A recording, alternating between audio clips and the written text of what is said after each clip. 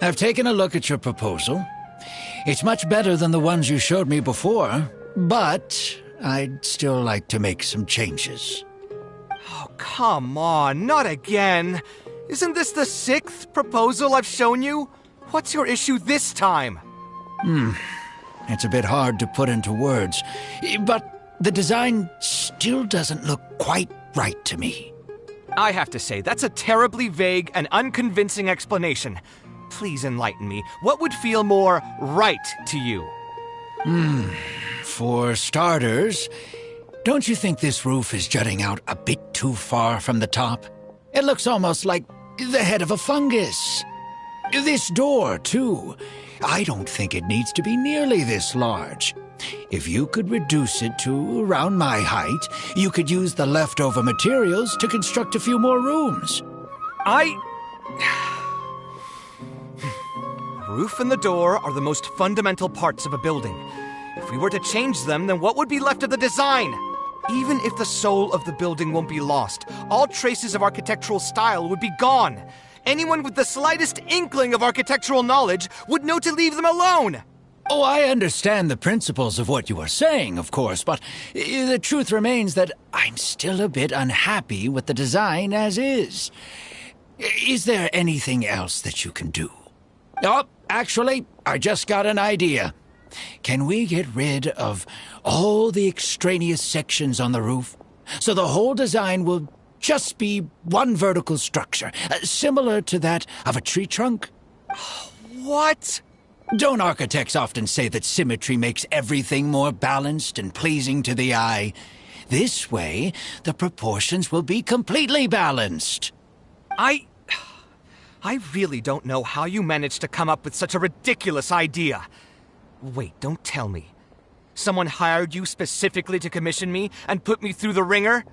Come to think of it, though, I really don't think I've gotten on anyone's bad side recently. Anyway, that's it. I will not be working on this commission anymore. Goodbye. Maybe you can find yourself some other genius who'll be able to satisfy your demands. Hey, young man, please wait. Oh.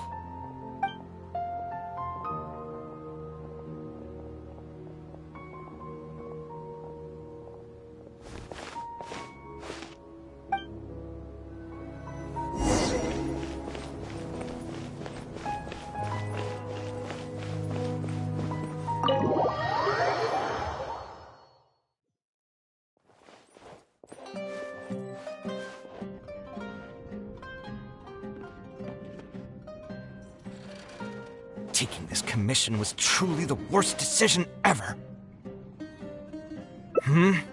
Oh, hey, I wasn't expecting to run into you here. Actually, while we're on that, what are you doing here at the tavern? Don't listen to anyone who says that drinking is an elegant pastime. It's no good for your health. So you saw all that, did you? Ugh, I thought I was in the clear. I made sure to double-check that nobody I knew was around. Anyway, thanks for looking out for me. Honestly, it wasn't that big of a deal. I'm used to it by now. Stress is just an inescapable part of being a working adult. Boss, I'll have a glass of wine. Same as last time. Do you want something too? I'll put it on my tab. Wine and a glass of juice coming right up. I know you're already keeping a secret from me, but if you could add this one to the list as well, I'd really appreciate it. Arguing with a client is not a good look for me. If word gets out, other potential clients might be afraid to work with me. That guy, though, what was he even going on about? All those ridiculous demands of his? He's just a blabbering fool trying to act like a know-it-all.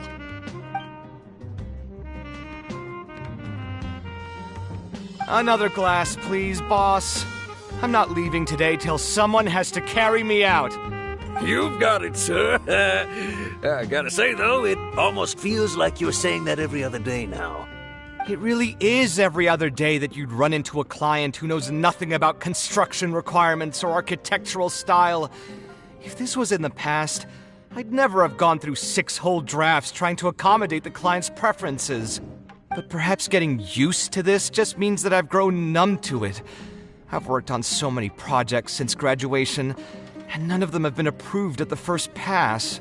I would spend a lot of time altering my designs, and by the time the clients were finally satisfied, all my passion and enthusiasm would be gone. It feels like I'm straying further and further from my artistic vision with every change I have to make. I suppose, though, that just sticking to your guns and completely disregarding other people's feedback would also not be a good thing. All of this makes for a real paradox, one that particularly crops up in my work, too. In the end, what is the true meaning of art? Should I see it as a divine gift of inspiration from the gods, or an expression of the light of my own wisdom? Here's your drink. How are you already spouting nonsense after just 1 glass? Your tolerance is usually much better than that. Boss, what do you think is the meaning of art? The meaning of art? Really, my friend, who in Sumeru understands art better than you?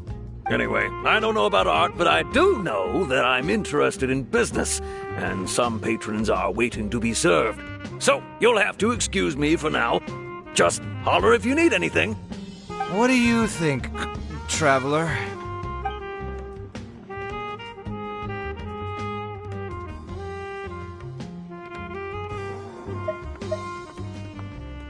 Yes, art shouldn't be self-indulgent entertainment saved for the elite. Let's say that I built a house for someone. If they don't like how it looks, then no matter how brilliant it may appear to me, they won't be happy with it. The problem is that it can be very difficult to get validated by others. I could compromise my personal standards to accommodate my clients, but often that just means creating a final product that I would struggle to look at.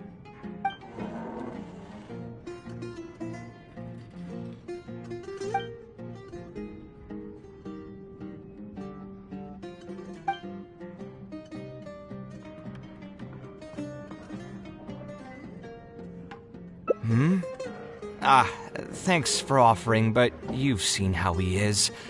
He's not going to listen to anything I say. He understands nothing about my design, and all the suggestions he made were as if he just wanted to mock me.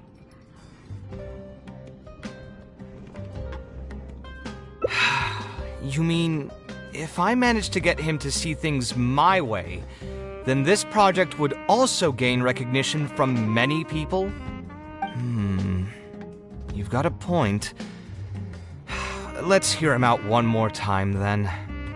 Time to get going. I know where we'd be able to find the guy. There's no time to waste. The wine can wait until another time. I'll go take care of the bill.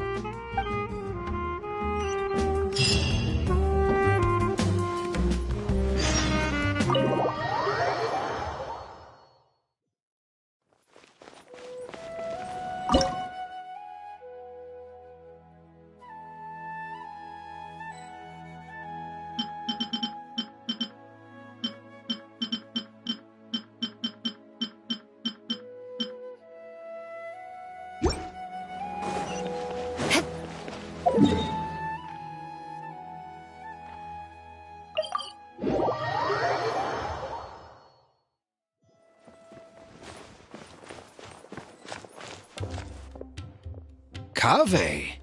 What are you doing here? I've changed my mind. I was overreacting earlier.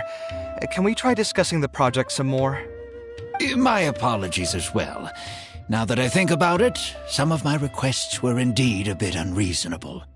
If I choose you to create the design for my project, I should have a bit more faith in your vision. Thank you for understanding. Mutual trust is the basis for good communication. Now that we've got that out of the way, I think we can have a more productive conversation. To be perfectly honest, your commission request has been the most peculiar one I've ever received. Even now, I still know nothing about the building's intended purpose. All I know is that you want to build something in the desert for public use. I am aware that overly specific requests will restrain the architect's artistic freedom. However, knowing nothing about the intended purpose of the building also means I have no idea if I'm on the right track. I've produced several draft proposals for you to choose from, and you've rejected every single one. If we don't get on the same page, it could be a decade before we can finally break ground on this project. Yes, I've given this some thought already. I think we can go with the general direction of the latest proposal that you just showed me. It's just... Just what? Putting the building design aside, can we get some less expensive materials for the floor tiles? Yeah, I know someone in the business, and the red bricks he sells can go for pretty cheap. The timber here as well. We should be able to find some substitutes. Please give me a moment. My head's starting to hurt again. Just please hold on for a second. So, let me get this straight. You want to reduce the cost of the project, right? But if we implement your suggestions, then I'm afraid we have to scrap the entire design. Architectural design cannot be neatly split into discrete parts. Any change to one part of the design will affect the quality of the whole thing. I decided to utilize high-end timber for this section because the weight-bearing structure requires the supporting materials to be durable and strong. Same with the tiles. Switch them out and the entire mural will have to be redesigned. More importantly, if we make such a change, both its practical functionality and aesthetic value will take a great hit. If all you need is a building with a roof that can keep people dry in the rain, you shouldn't have commissioned me. Many architects would be able to build you one of those while charging far less in commission fees.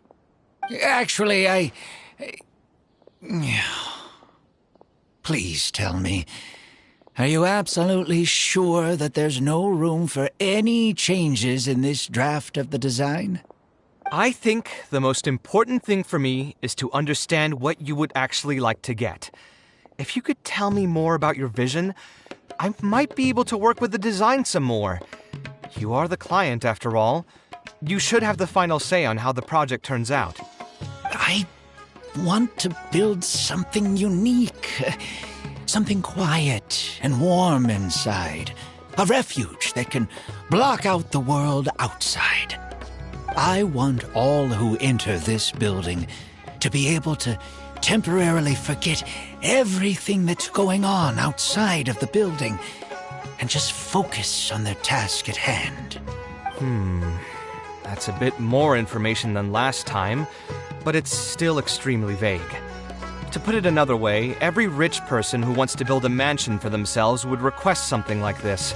We've gone through many proposals, and this draft is already the cheapest one. Cutting costs by substituting building materials will not only detract from the overall effect of the building, it also won't save you much more in the grand scheme of things. Thank you for giving it so much thought. Please, give me some more time to mull over the budget. I'll get back to you once I've figured out a solution. I still have a few business meetings that I must attend, so I'm afraid I'll have to leave for now. You can just leave the proposal as is. I'll get in touch once I've given it some more thought.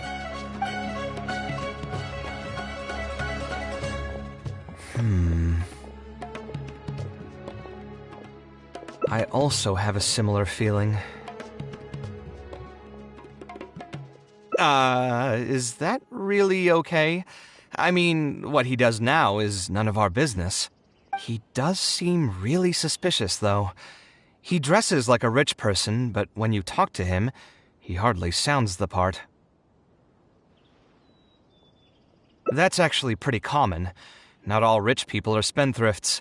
Many are just, as if not more, stingy than him. The more mora some people have, the more they love interfering with people's lives. Like constantly reminding you to pay back your debts, or hinting every other day that it's time for you to pay rent. Actually, now that I think about it, I'm not even sure this person really wants to work on this project with me. Putting his vague requests aside, he's still finding excuses to procrastinate even when we've decided on a plan. Who knows how long construction will take if he keeps delaying things like this? We should find him again and get some clearer answers. The sooner we can break ground on this, the better.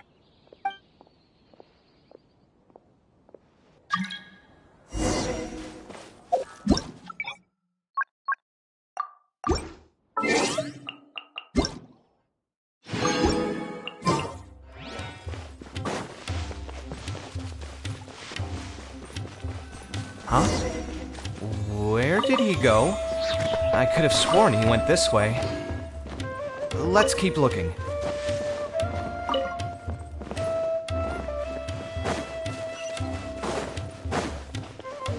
More speed.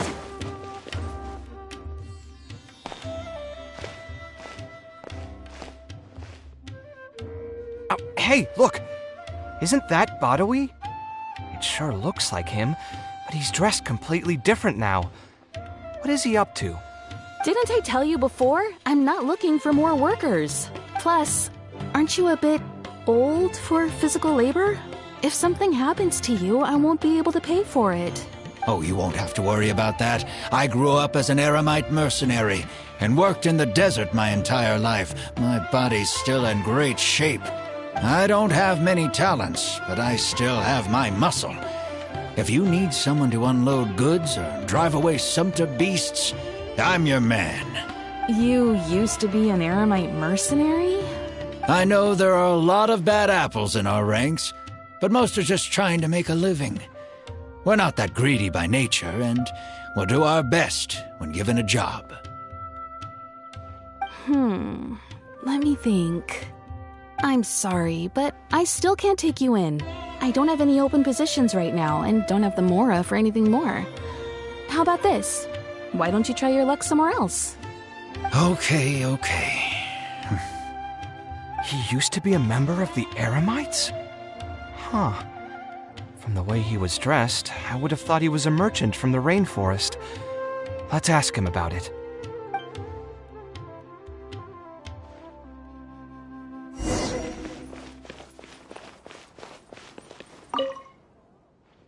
We meet again. Huh? Why are you guys here? That's what we wanted to ask you. Who are you? Why did you dress up like a merchant to talk to me about our project? There's no need for us to continue this project if you still want to keep hiding things from us.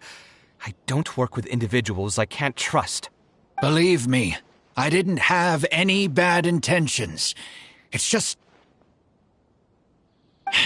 All right, there's no point hiding anything anymore. The building I'm trying to commission you for is not really a personal residence for me, but rather a library for children living in the desert.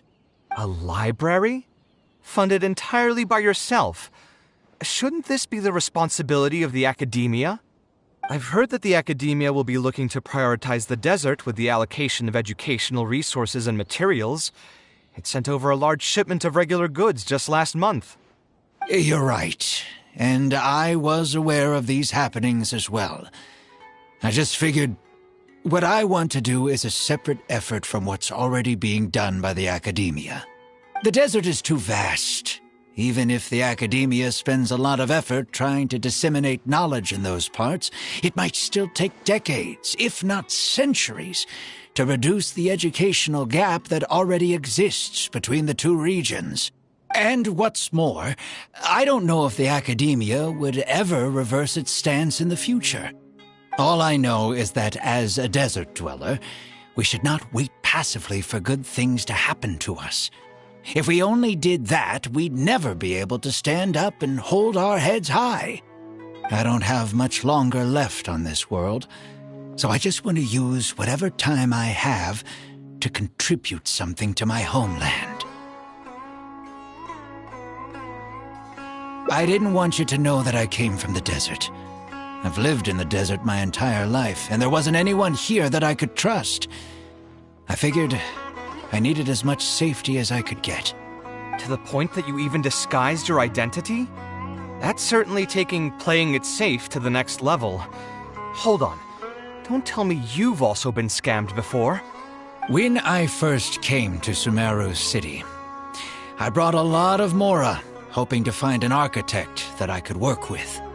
Someone agreed to take on the project, and even took a sum of Mora from me, but then disappeared without a trace. After that, I heard that there are a lot of untrustworthy people in this business. Some would run as soon as they've been paid, while others would deliberately use expensive materials and take a cut of the construction funding. I spent a while collecting information in the city, and eventually learned that you're the most famous architect in all of Sumeru. I figured that you wouldn't need to make Mora by scamming people, so I decided to reach out to you. By the way, how did you know I was scammed? I don't think I've ever mentioned that to anybody. Just a hunch. A while ago, I accepted an offer to work on a project in the desert, and was also scammed out of a large sum of Mora. I ran into someone who was living in a pretty run-down house. I noticed a load-bearing wall on the verge of collapse, and suggested that I build a new house for him. He said that he had no way to pay for it, so I loaned him some of my own Mora, and told him to get some stone and timber from the local vendors. Soon after that, I found out that he had gone gambling with all the money, and lost everything, down to the last coin. And after that, he even borrowed Mora from me twice more, using a different excuse each time. I didn't even suspect him of any wrongdoing until he hired a group of mercenaries and tried to ambush me in his own house. According to him, I looked like an easy target because I was an academia scholar who didn't have any family or friends in the desert. What kind of person would just look at someone else and think, this guy looks like an easy target? Those kinds of things do happen every once in a while, yes. Folks like him are the exact reason why us desert dwellers' reputation has gone down the drain. I must apologize to you on their behalf. It's all right. You were also scammed by someone from Kasharwar, after all. I should apologize to you on their behalf. Ultimately, neither of our experiences had anything to do with the desert or the rainforest. People who are new to an area are always easy targets for criminals. Yeah, you'll find both good and bad people everywhere.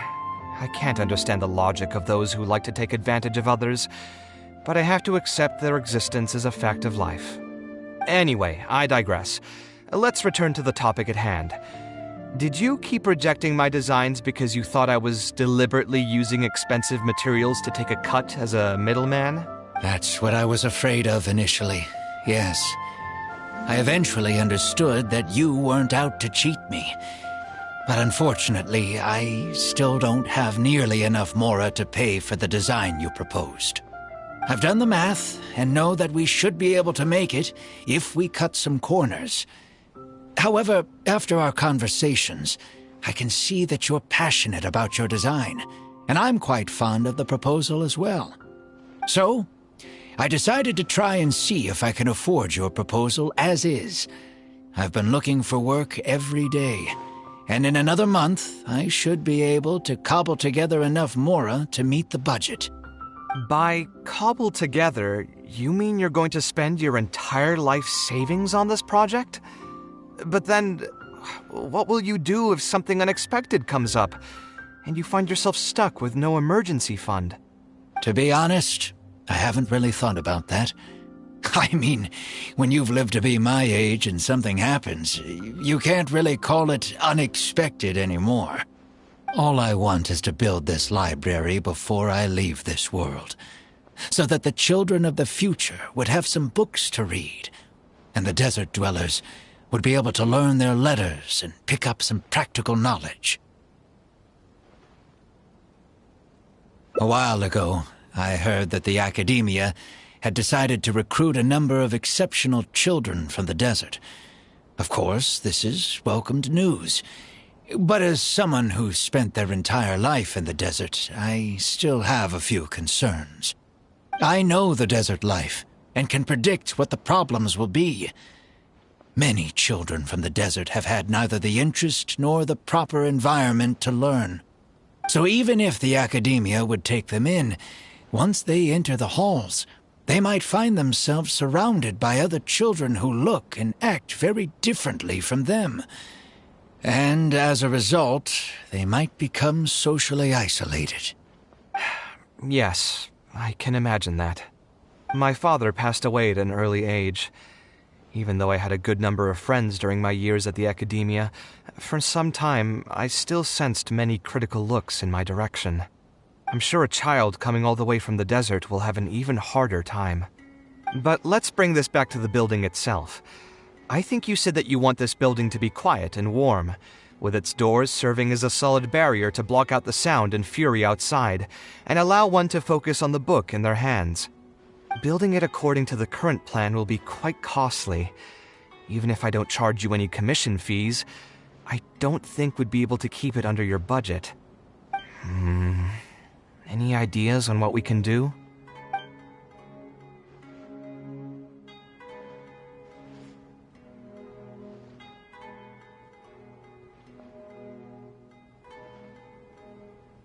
A slightly different style.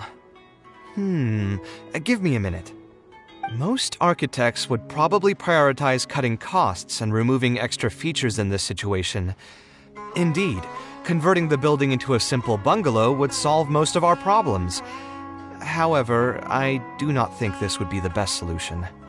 While it's true that the aesthetic value of a building is often viewed as an afterthought, neglecting it has some long-term negative consequences.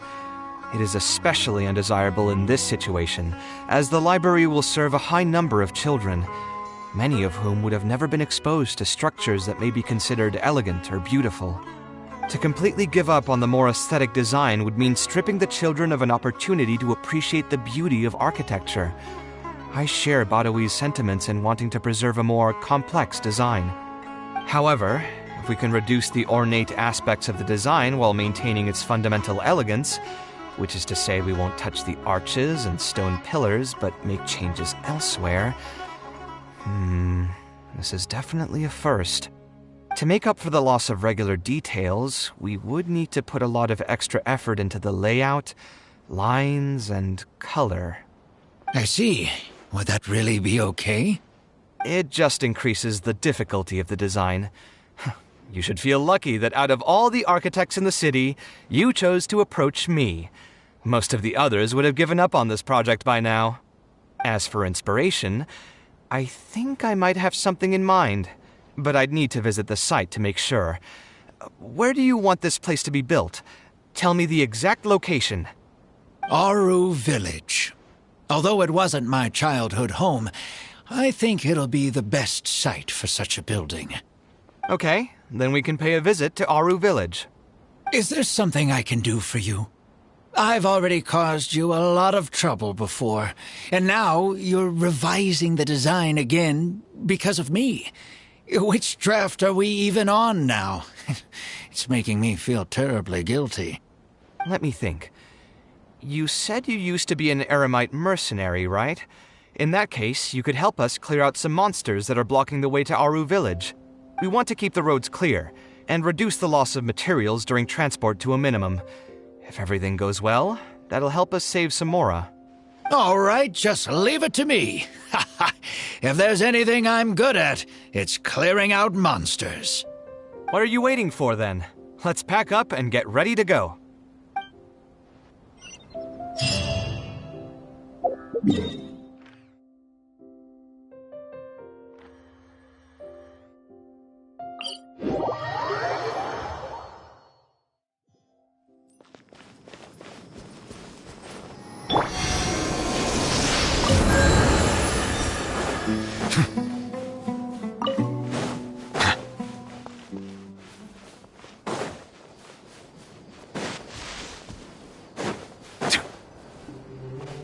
Most materials going from Caravan Ribat to Aru Village would pass through here. There are a lot of monsters out here today. If you find it hard to keep up, just let us know. Oh, don't worry about me. This is nothing. I'll be careful, though, and you should do the same.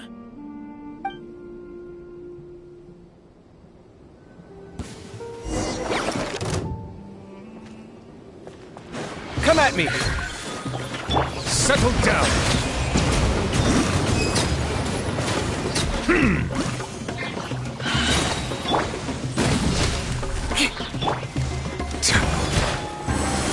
Bow your head.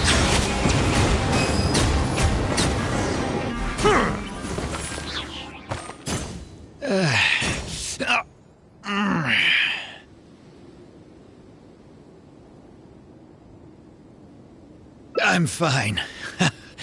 I've spent my entire life fighting these kinds of monsters in the desert, after all. They won't get the best of me. But it's one thing to fight against monsters, and another to fight against an old injury.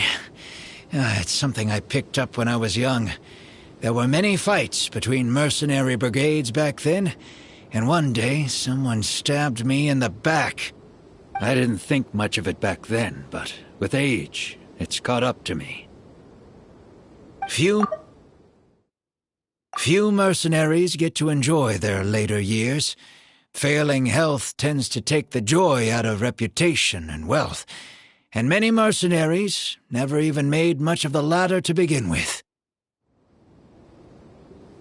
Is there someone you know who can help to look after you? Unfortunately, no. My wife passed away at an early age, and I don't have any children. Sometimes I'd close my eyes and realize most of my life story has already been written. I have many regrets about my past, but at the same time I also know that there were never many options for me in the first place.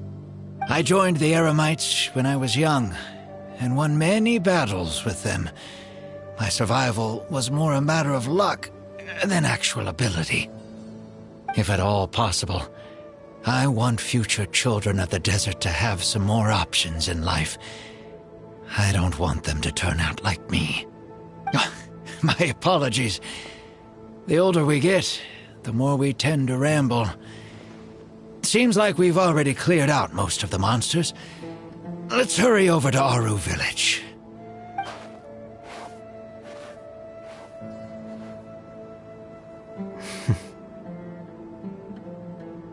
I think it's really admirable of him to spend his whole life savings on people he's never met.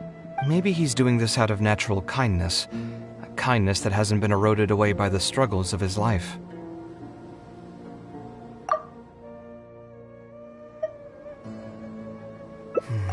Perhaps. To clarify, though, I don't think I'm quite the same. Some people call me an idealist. I do have some sentiments of that general persuasion, such as wanting everyone to be able to lead a happy life. But my situation is more complex than that. In the beginning, what drove me to harbor those thoughts was less idealism and more a desire to make up for a sense of guilt. When I was young, I impulsively encouraged my father to take part in the first Inter-Darshan Championship hosted by the Academia. He set off confidently hoping to win something for me, but failed to clinch the title. What's more, he fell into depression after the competition and requested to join an investigative research project in the desert. I never saw him again. Word has it that he got caught in quicksand. Even if other factors may have contributed to his death, the fundamental cause still circles back to me. I started doing many things in life because I wanted to make amends. Even in cases where I couldn't do something for a specific person, I still did whatever I could. I think I just wanted to make myself feel a little better. At this point, even I don't know. I've tried self-reflection, but it didn't help. I can't seem to walk away from many things that I see or hear about, even if they don't directly concern me. And I can't quite pinpoint the source of it. Maybe it's just like what those Vahumana scholars often say. It's hard for people to truly understand themselves. I could be doing things out of endless guilt, or I could be doing them out of a strong sense of empathy. It could even just be a matter of conceit. The potential motivations could number in the dozens, but the actions they result in are the same. Anyway, I suppose I don't really mind being called an idealist. They also use that term to describe my father. It seemed to carry fewer connotations back when he was around. I've known Alhaitham for many years now, and discussed my ideology with him for nearly as long. Maybe argued is a better word for it. He told me a long time ago that no matter how strong of a swimmer you may be, you'll still get dragged under by the others who are drowning once you run out of stamina. He believes this is the fate that awaits all idealists. I still believe I should live by my ideals, and I've given him countless reasons why I think it's a good idea to do so. Perhaps my ideals are flawed, but are there really any perfect things in this world? Unfortunately, he remains unconvinced. His personality is the exact opposite of my own. If someone happens to drown next to him, he'll most likely stand on the shore and mumble something along the lines of respecting other people's fates. But as you can see, I'm not the only idealist in the world. Just as there are different seasons, there are also different people. There are many others who will continue to care about the fates of those who are not directly related to them. And when I finally run out of stamina, someone will also reach out and bring me back to shore. Someone will help me, right? Yes, I've already been helped like that before.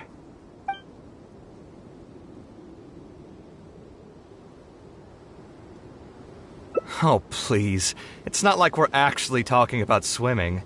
Also, just so you know, I actually took a swimming elective back in the day. Don't underestimate my skills. Either way, I'm feeling much better than when you first found me at the tavern. I can feel inspiration already welling up inside of me. Maybe this will be just the opportunity I needed to create a whole new style. All right, let's head to Aru Village.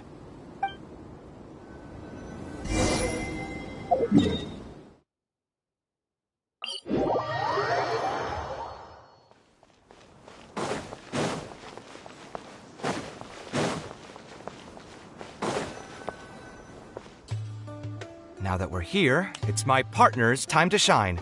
Marak! Oh, what's this? My toolbox. I built it using an ancient mechanical core. It's not too smart, but it's super useful and can help me with a variety of tasks. I'll take Marak and find a suitable location for the building. Once that is done, I'll get to work on a few designs. Traveler? Ah, you know each other? Hello. I suppose you must be Kaveh from Kasharawar. I've heard of you before. My name is Sataria, and I'm currently the person in charge of promoting educational assistance programs here in the desert. Educational assistance programs. Then you must be familiar with the local conditions here. I can't say I'm too familiar just yet, but if you have any questions, I'll try my best to answer them. I've been commissioned by Mr. Badawi to build a library in the desert. We've settled on the general design direction, but we are trying to finalize some details based on the conditions around the intended location. A library?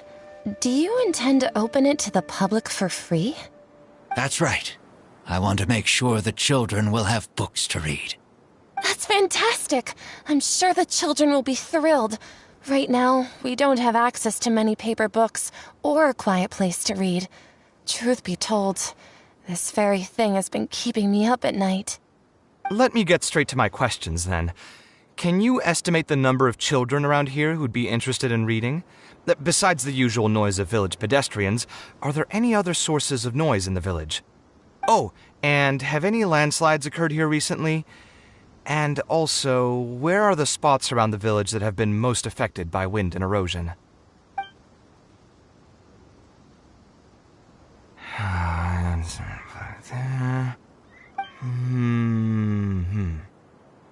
All right, that should be everything. Badawi, let's go over the budget again. We'll keep the building structure the same, but make the place a little bigger, so it'll be able to hold more people and get better natural light. The parts of the project that cost the most will be the insulation and ventilation materials. I'm sure you understand, no one likes to read in a place that's hot and stuffy. I want to make significant changes to the arrangement of the bookshelves, tables, and chairs. I'll go over the specifics of that shortly. I have 2 plans in mind. Both are pretty minimalist in style, but will provide a very different ambiance from the world outside. Our final cost should be around 70% of the last figure I quoted. The whole thing should take around half a year to complete. Marak has produced a sketch for all of you to see. If everyone's okay with it, then we'll proceed with that as the formal plan. The inspiration just came to me naturally. All I did was put thoughts to paper. I must give you credit, though. If it weren't for your advice and suggestions, I probably wouldn't have landed on this new style so quickly. According to the traditions of my profession, I should probably name this style after you. Let's call it the Traveler style. In the meantime, let's look forward to the day when this building is completed and can finally open its doors.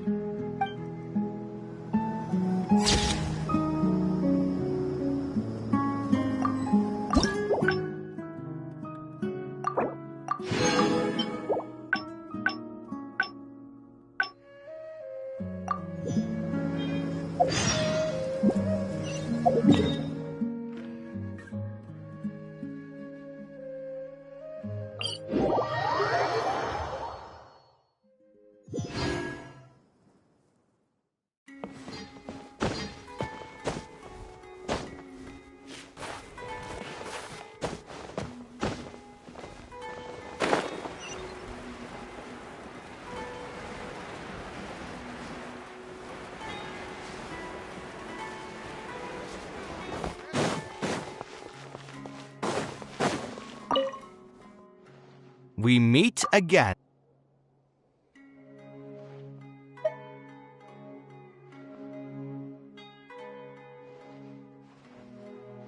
Sponsor the project?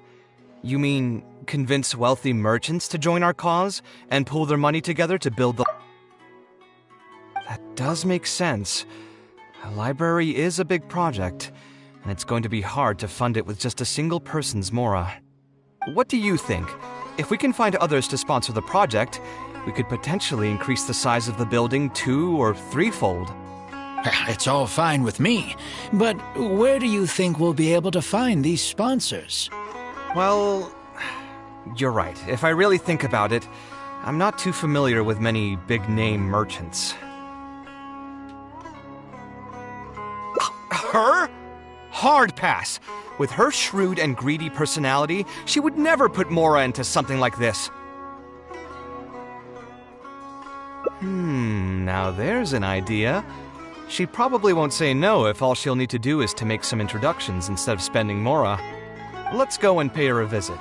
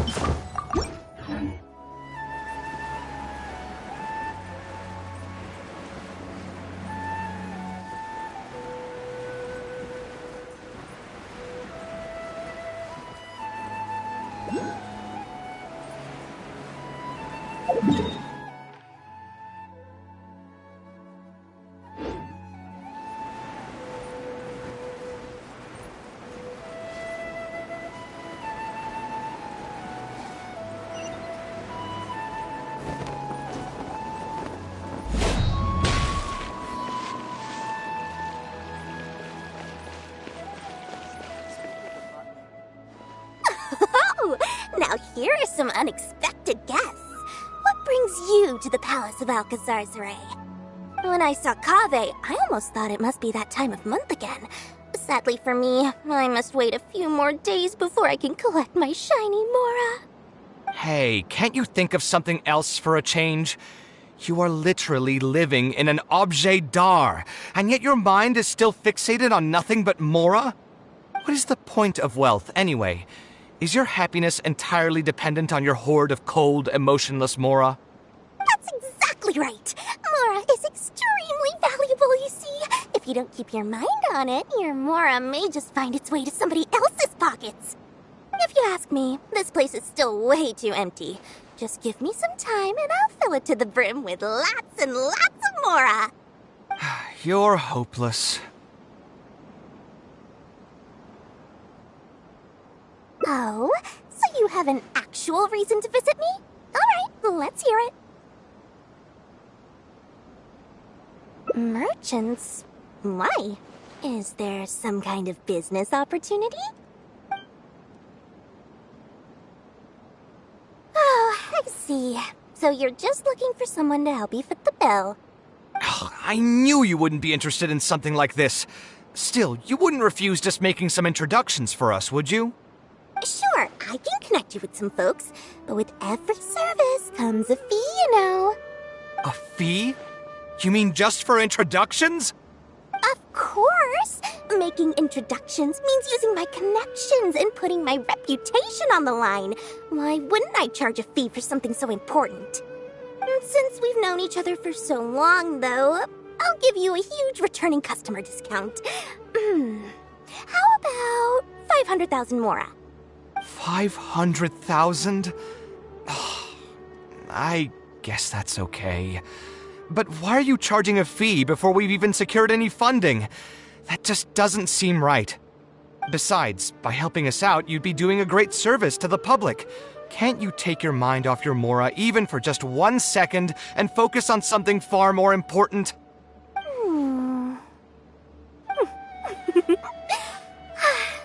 Very well. Since you're so passionate about this project, I'll help you out and waive the introduction fees.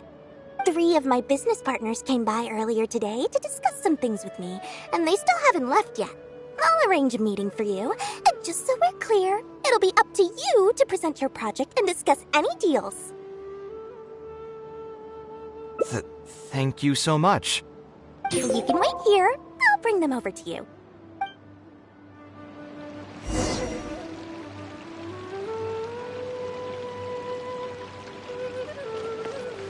Let me think. Dory gave us a brief introduction about the two of you. You are Kaveh, the renowned architect, and you are the traveler. Practically all of Teyvat has heard of you by now. To be frank, I don't feel like there's an obvious business opportunity here, but since Dory took the time to introduce you, we can spend some time to have a conversation. So, let's hear your idea. All right, here's the situation. I've been commissioned to build a library in the desert, with the intended goal of allowing the desert dwellers to have more access to reading materials. So it's a public welfare project. Correct. Then the commission fees will likely be very low. You should be careful. I'm not too concerned about how much I'll get for the commission fees, actually. I'm fine with doing it for free. I just want to get this project rolling as soon as possible. We're just a little short on funding. So what? You can't possibly expect that we just cover the shortfall for you. Besides, what does a library in the desert have to do with us? If you want to build it yourself with your own Mora. Seems simple enough to me. Hey, there's no need to be so harsh. They are Dory's associates, after all. Here, can you tell us a bit more about what we can gain from sponsoring this project?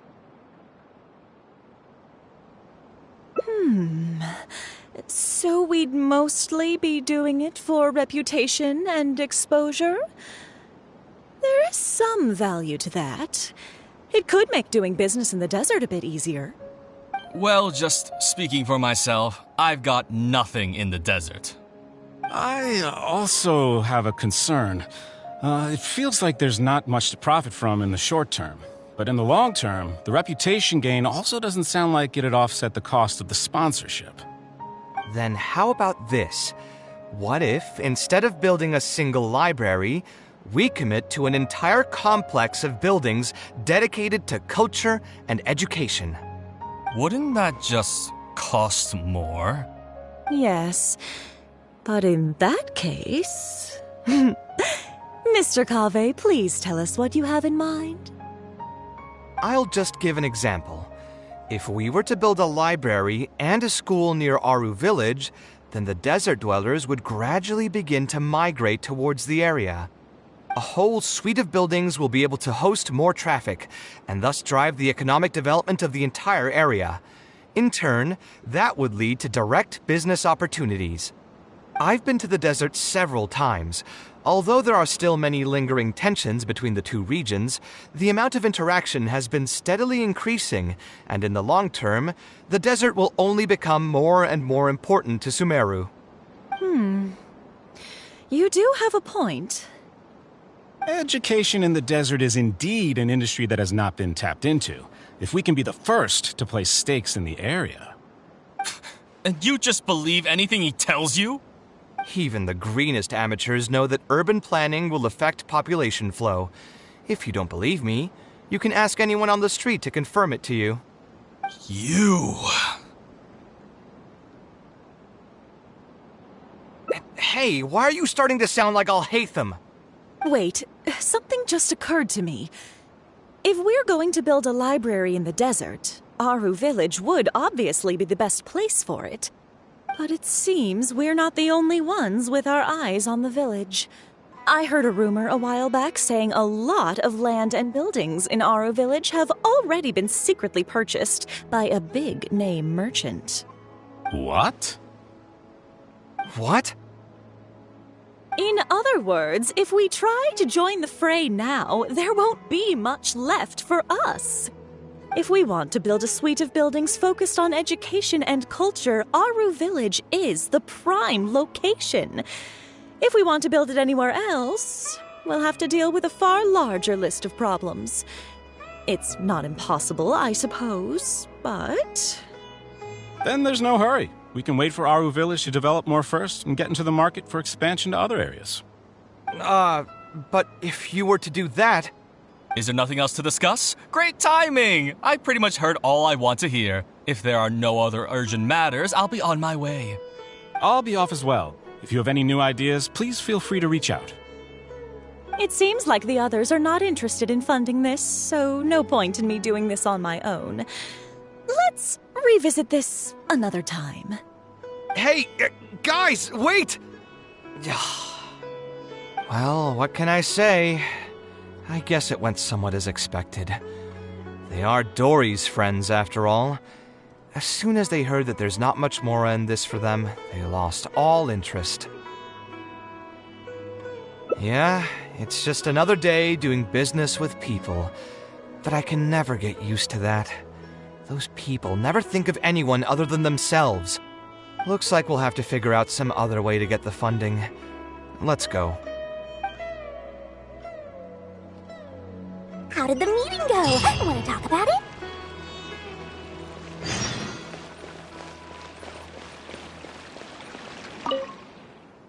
Oh, where did all that passion go from earlier, I take it you weren't able to find a sponsor for your project?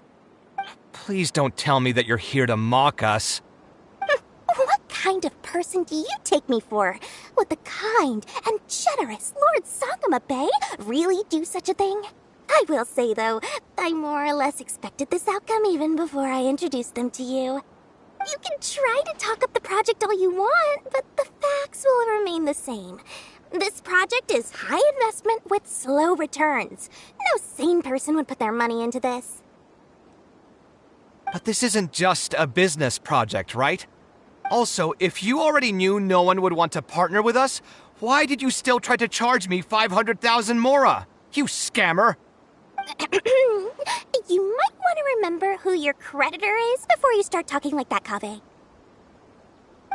I'll pay back every last coin that I still owe you, but that's a completely different matter.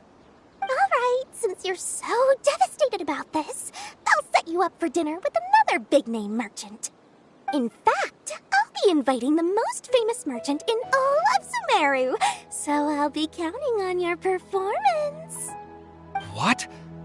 Really? I would like to sincerely apologize for my attitude just now. So, where would we be meeting this merchant? Follow me. Oh, I suppose both of you can come.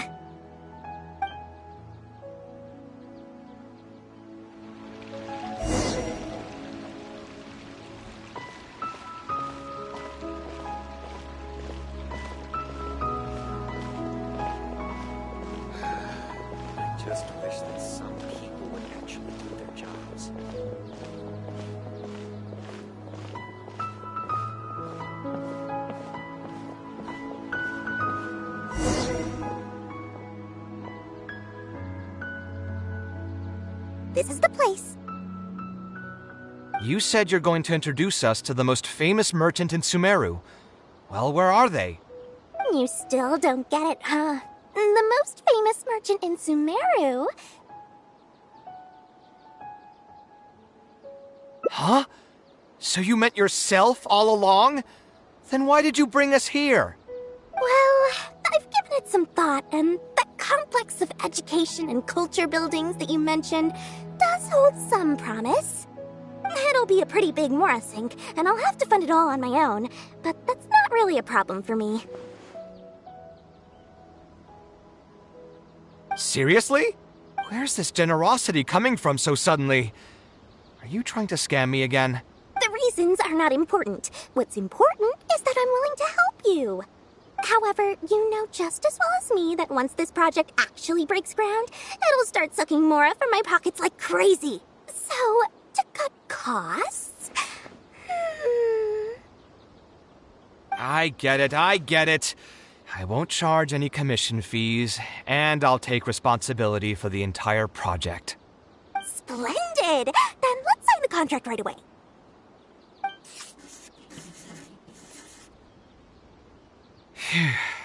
This way, the children of the desert will have some books to read.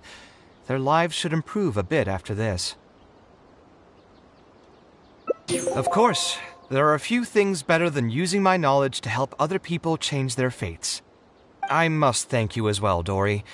I used to say you only cared about Mora, which might have been some prejudice on my part. Sorry for that. I will also try to pay back my debts as soon as possible. Now, let's have a quick discussion. Where would you want the library to be built? That will be the most important building. There's no rush. I'll provide you with a copy of the deed when we get back. You can just use the address on the document to find the lot. Huh? The deed? So hold on a sec. The person who has been buying up everything around Aru Village was you all along? Oh my, did I not tell you about that? Yep, yours truly has been buying up all the land. I must thank you for bringing your ideas to me. Before our conversation, I had no idea what to build on all those lots. So, from my perspective, this has been a great turn of events. I didn't put much in and easily got a lot in return. But what about my commission fees? Huh? Didn't you waive those yourself? I was just gonna say that to cut costs. We mustn't procrastinate and should start construction as soon as possible. But before I could finish my sentence, you volunteered to waive your commission fees and even promised to take responsibility for the whole project from start to finish. I am so touched, really. It's obvious that you used every trick in the book to deceive me. You deliberately paused for a long time while talking about the project and kept glancing at me with that menacing look in your eyes. Huh? You really think so? Well, the contract's already been signed, so there's no point in dwelling on the details. You know what? I'll pay for tonight's dinner. Fine, I'll drop the argument on the commission fees. But since you said you're paying for dinner, I'm going to order the best dishes and booze this place has to offer, and lots of it. Tonight, we're feasting until I've recouped my full commission fees.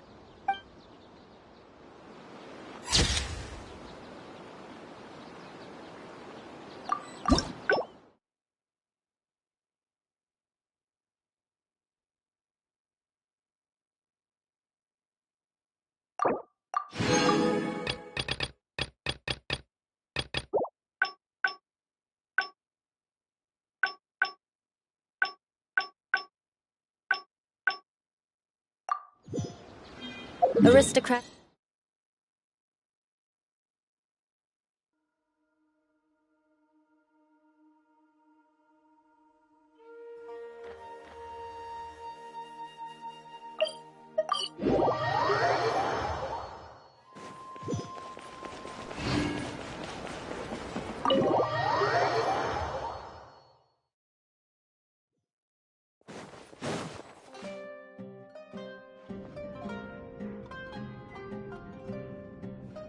Taking this commission was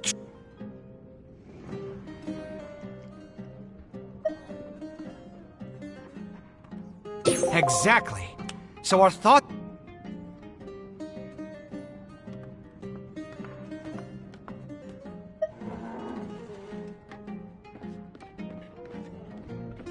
Sounds great to me. I don't even want to think about this project anymore. But what should we do? It's probably not a good idea to just drink until I pass out here.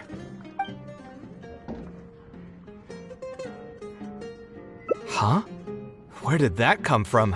I mean, it's not like it's some kind of secret. You probably already know some bits and pieces of my past. My mother is also an architect. I've always adored her drawings, and when I was young, I used to sit next to her and watch her bring all kinds of buildings to life on paper. You could say my interest in architecture just naturally grew with time. Perhaps. In fact, I have also seen my mother argue with her clients, but she would always quickly find the motivation to return to her work. Unfortunately, I've barely had any contact with her since she remarried and moved abroad. Even if I wanted to ask her about her ability to stay positive after an argument, it would seem rude to barge into her life again over something as trivial as that. I did remember something else, though. When my mother left, she only carried some small personal luggage with her. She left most of the belongings in the house to me.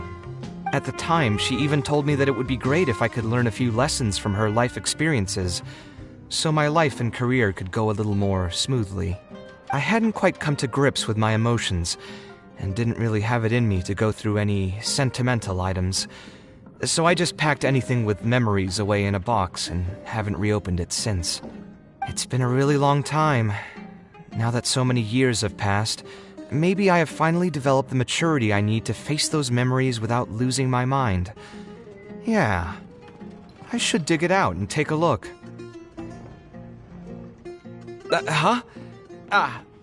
Sorry, I've had too much to drink and wasn't thinking clearly.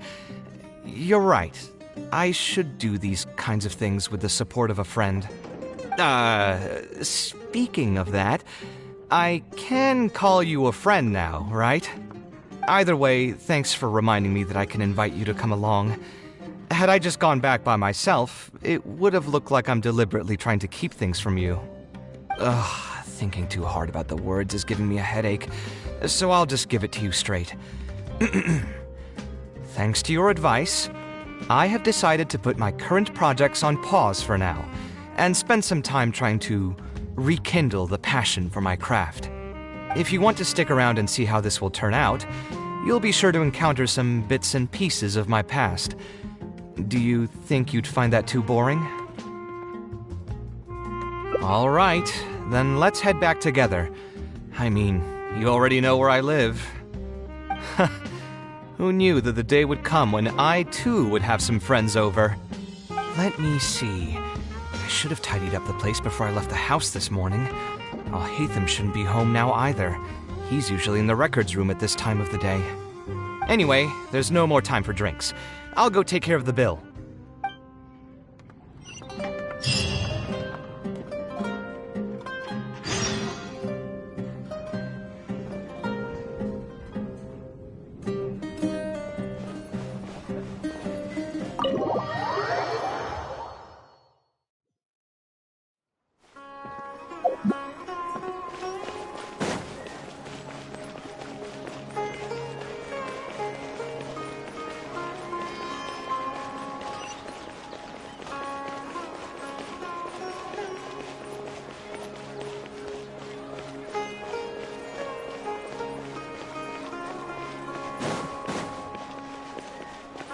More speed.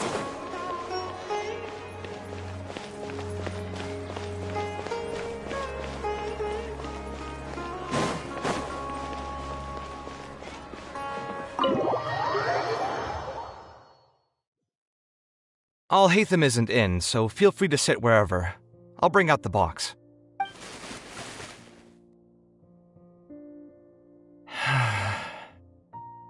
Oh, nothing. I just didn't realize how much time had passed. The box is pretty dusty, which means it's already been a while since I've moved into this place, and many years since my mother moved to Fontaine. I'm happy for her. I hope she'll be able to find happiness there.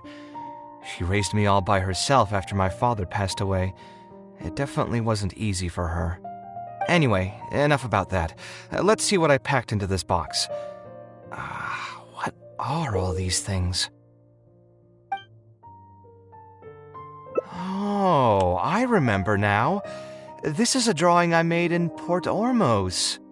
Obviously, I wouldn't call it anything special now, but I was less than 5 years old when I made this drawing.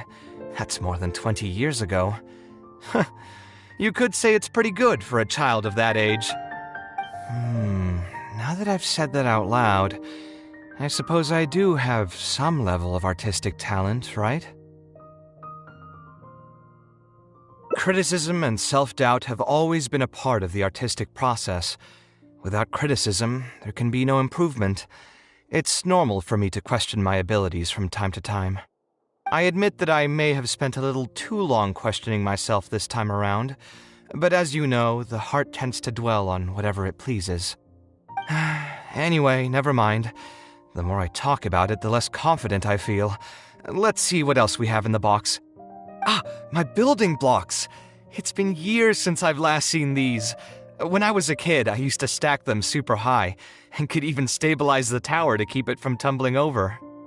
Oh, and this blueprint. I made it by copying my mother's sketch, and the aspect ratio was horrendous. It's still technically the first blueprint I made myself, though. I was super proud of myself when I finished it, and put it in the same pile as my mother's sketches, hoping she'd notice and compliment me for my good work. Unfortunately, my mother didn't realize that I had put it there. When she had a meeting with a client the next day, she handed my blueprint to him by mistake. The client was completely confused by this new blueprint, but apparently he felt too tongue-tied to question such a famous architect. It was only a few days later that he finally gathered up the courage to pay my mother a visit. He asked, "The door in this blueprint is even taller than the roof. Is this supposed to be part of the design?" My mother took me with her to personally apologize to the client several times. She didn't scold me about it in private, though. Instead, she went over all the steps required to draw a good blueprint, and was very patient throughout the whole process. I still remember it like it was yesterday. Let's see, is there anything else left in this box? What was this again? This is my mother's notebook. She used to write and sketch in it all the time. When I was a child, I used to be super fascinated by this notebook, and always pestered my mother to let me read it. After asking her a few times, she told me that I could read it as long as I could guess the password. Wonder why she didn't take this notebook with her. Did she leave it to me on purpose? If only I could. I never managed to guess the password. Hey, it's not a matter of time, it's a matter of inspiration. That's what we need to guess the password.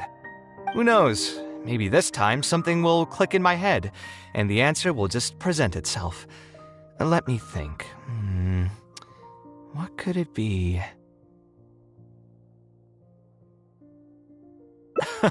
I could tell what you were thinking. Don't worry, I tried all the easy guesses a long time ago. I've tried my name, my father's name, my mother's name, my grandparents' names on both sides, and all of our birthdays. I've tried every name and number remotely related to my family. I've even tried stuff like love you kaveh, take care, and yours truly. I've tried every cheesy phrase and well-wish in the book, but this lock has refused to budge. I wouldn't try that route again. I have a hunch that it won't be that simple. Also, if she really did use something like that, she'd never hear the end of it from the folks over at Haravatat if they ever found out. So we could find someone who was close to my mother and see if they might know anything? I see what you're saying, but who should we talk to for that? My mother was never really the one to be social.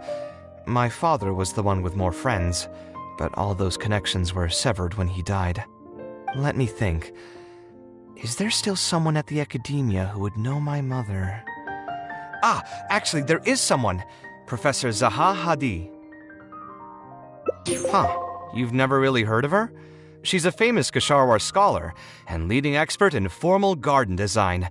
My mother studied under her as a student many years ago. Professor Zaha Hadid published many works during her career, so I was able to learn a lot by studying her essays. If there's anyone who still remembers my mom, it'd be her. She's older now and is no longer teaching at the academia. But if I remember correctly, she spends most of her time around the Bimarstan area. Let's go take a look. We might run into her if we're lucky.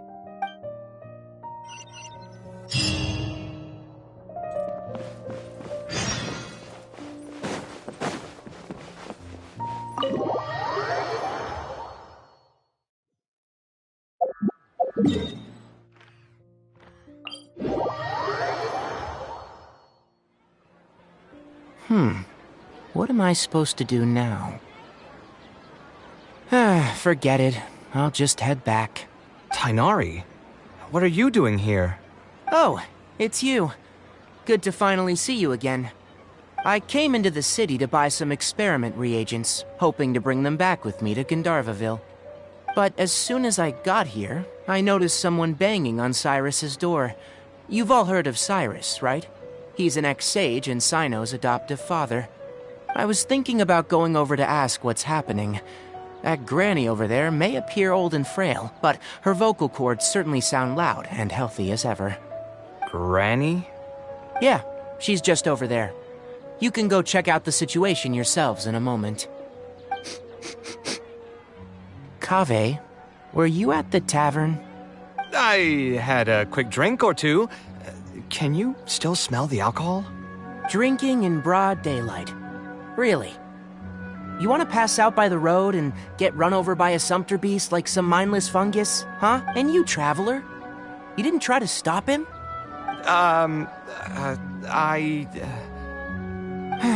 You look like a wreck, Kaveh. What happened? Are you feeling down again? You know what? I'm hosting a meal at Pardistii tomorrow evening. Do you want to come? Huh? Oh, I had no idea. Let me think for a moment. I'll come if I can find some time. All right. Then I'll plan on reserving 2 seats for you. I'll be heading back to Gandharvaville for now. I have a feeling that argument over there is going to continue for quite some time.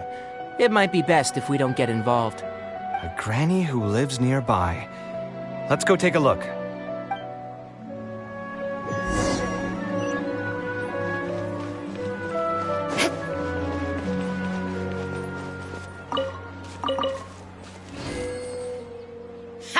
So, plan on keeping yourself locked in there, huh? Fine by me.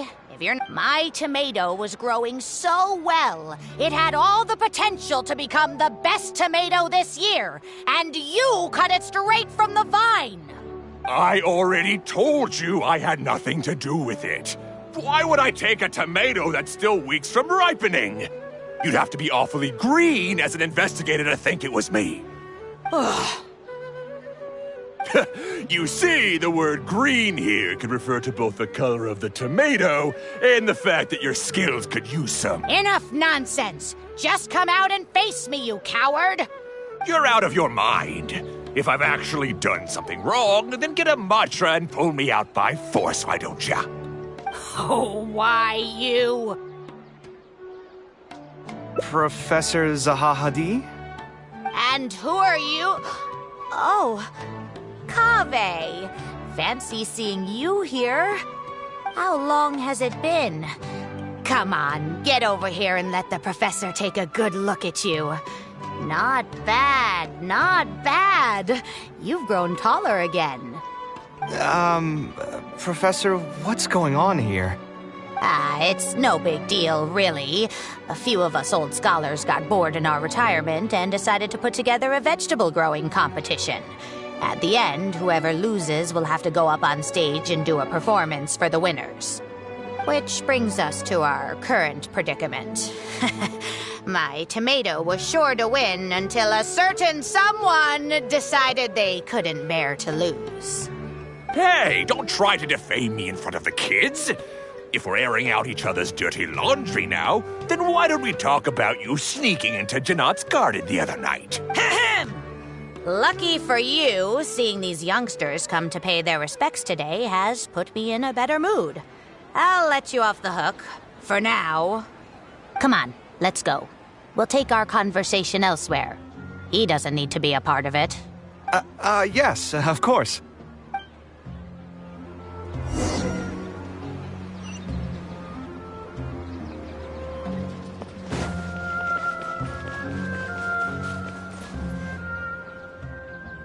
Is Faranak still doing well?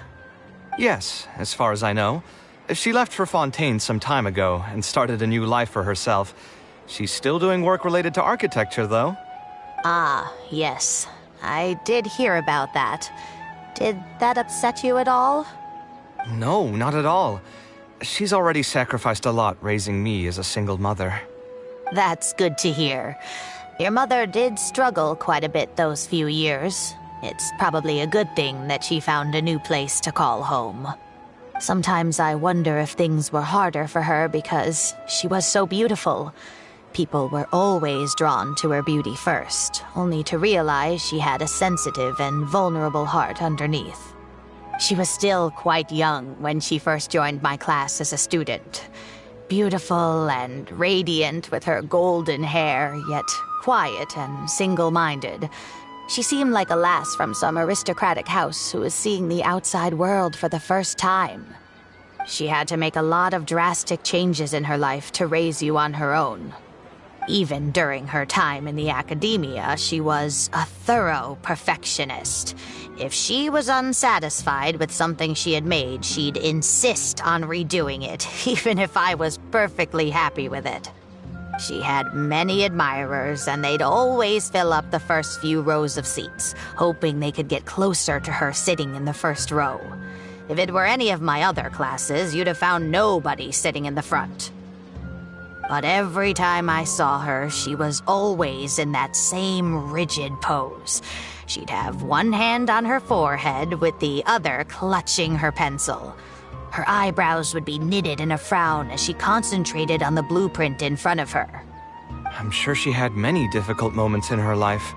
How did she cope with the stress? I'm not too sure. She never talked about such things with me. She rarely opened up to other people, you know. I do remember one time, though, when she got into a heated argument with a friend. She said something I found very memorable.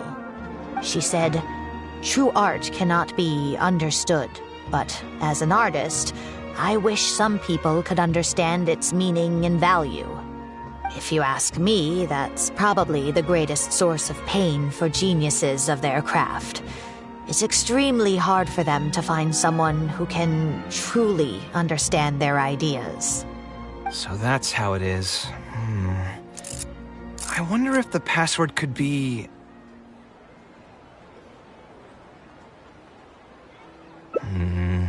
I tried both just now. Seems those aren't it either. What are you trying to do? My mother left her notebook to me, but it has a password and I haven't figured out what it is yet. I'm trying to learn more about her so I'd have a better chance at cracking the code. Thank you for all that you told us. It's the least I can do. Talking to youngsters like yourself makes me feel younger too. Honestly, looking at you now, I can see how much you resemble her. It's almost as if she's standing right in front of me again. Your personalities are quite alike, too.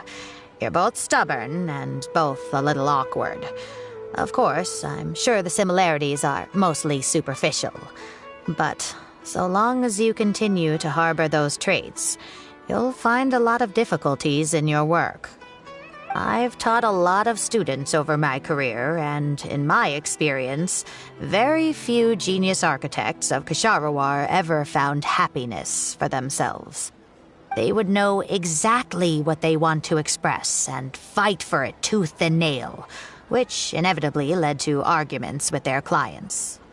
Some clients would choose to respect the architect's vision or just let the argument go because of the architect's reputation, but those are the rare ones. When Faranak first graduated, she was getting into arguments with her clients nearly every single day. I think it only got a little better when she met your father. I see. But wasn't my father from Rotawahist? Could he understand the designs my mother made? No, I think they were probably beyond him, too. But despite that, he still stayed next to her, listening to her joys and sharing in her sorrows. Faranak had many admirers, but she ended up choosing your father. His support probably played a part in that decision. So instead of understanding, perhaps all we need is just companionship. Huh. It worked. Oh, was that the right password? Yes! Then you should be on your way, child. Find a quiet place and see what she wanted to say to you. Being the awkward person that she is, I suppose there were many things that Faranek could never say out loud. Instead, she probably left them in her diary, hoping that they would make their way to you one day. If you're ever in a mood to chat again, just come and find me here. You're always welcome to discuss architecture topics with me as well. Thank you so much, Professor. There's no need to be so formal. I'll let you kids go. It's time for me to take another stroll around the vegetable garden. I wonder what my mother could have written about. They all say Zaha Hadid's class is the toughest, but I think it's actually not too bad. On the other hand, though, structural mechanics is definitely a pain, no matter how you try to approach it. I doubled down and managed to get through it in the end. I met someone special. At first, I didn't think much of him, but now, I feel very happy whenever I get to spend time with him. We decided to name our son Kaveh. I don't think a younger me would have ever imagined forming such an intimate bond with another person. Back then, I lived only in the shadow of myself, as well as that of the dream in my heart. The bad news came. And even though it's been several days now, I still can't bring myself to come to terms with what happened. My eyes are so swollen it's hard to see. What if they're all lying to me? And this is just a long, cruel dream. But I have to face reality. I still have someone to take care of. No matter what happens, I'll do my best to raise my son on my own. Huh? Is this a drawing? Seems like it was done by my mother. This blonde man was probably my father, but who are the other people in the picture? Huh? Why do a few of them look somewhat familiar? From the dates in the notebook, she probably drew this more than 30 years ago. I hadn't even been born yet. Maybe we were thinking too much. Oh, there are a few lines written in the diary about this as well. The one who invited us to the gathering is a talkative woman. Including us, 3 couples showed up. There was also a person who came alone. The talkative woman introduced everyone to each other. She spoke really quickly, so I couldn't quite catch everything she said, but I also didn't feel like asking her to repeat herself. My husband seems to be friends with the man with long ears. I couldn't really join their conversation, so I've resigned myself to sitting in a corner and drawing in my notebook. I don't think I'd be able to become friends with any of these people, especially that stiff-looking couple. That man is certainly very handsome, but he would constantly alternate between disjointed and serious ways of talking. His wife is a bit more bearable. We were not acquainted with each other to begin with, and I doubt we'll see each other again after this gathering. The ambiance of this gathering is surprisingly pleasant, however. Talking to people can allow us to find some peace after a long day. Maybe my son will also partake in these gatherings in the future. I hope he'll be able to make many friends. Who would have thought my mother used to attend that kind of thing? It seemed she was only good at talking about her own work, and found it difficult to join into other conversations. As a result, she often kept to herself and would be off to the side, drawing. There's more written on the back. Oh, it seems like it was written to me. Kaveh. I was both overjoyed and distressed when I learned of your decision to continue your studies in Kasharwar. You are very talented, and I am confident that you will become an architect of much acclaim. However, the more talented you are as an artist, the more misery and anguish you may encounter. No one will be able to help you during your journey as an artist. But outside of your life as a creator, you can learn to form connections with other people and enjoy many other things in life. It's the only way to alleviate your suffering. Whenever you feel down, seek out a friend to sit and have a chat. You can accumulate joy and fulfillment by spending time with them. The positive feelings you gain will get you through the long and difficult years. Never forget that companionship is the most important thing of all. So that's the answer she prepared for me. She really thought long and hard about me and my future. Well, now that I've read her words, do you think I should accept Tainari's invite and attend that dinner at Pardis Di?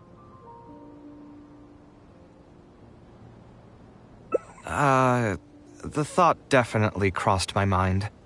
Although it'd be nice to get together with friends and chat the night away, I don't want to bring down other people's moods because I'm sad. Besides, don't most people hate the feeling of seeing their friends troubled and being unable to help? And what's worse, nearly all of my problems can't be easily resolved with some encouraging words or gesture. And don't forget, I'm also older than all of them. As their senior, I should appear to be a bit more responsible.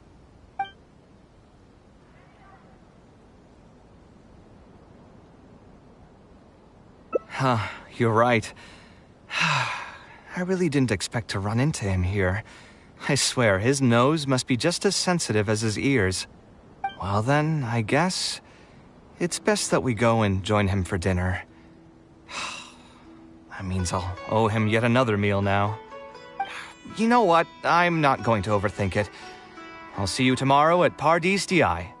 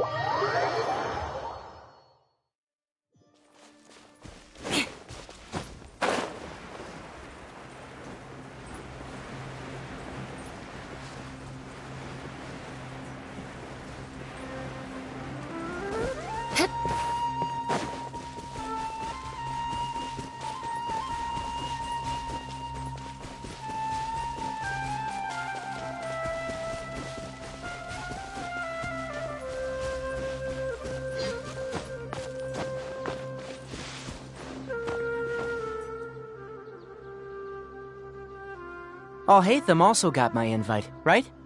Will he be coming to join us? That guy? He's never been a fan of social gatherings. I wouldn't get my hopes up if I were you. Are you sure? All right then. I guess we won't wait for him. Yeah, let's go. I mean, maybe we should give him a little more time. We can keep chatting for a while longer. Oh, sure. You still haven't told me, what's the occasion for getting us together here at Pardistii? We're celebrating the end of the first phase of Kale's studies. I wanted to thank you all for the help you've given her along the way. Then where's Kale?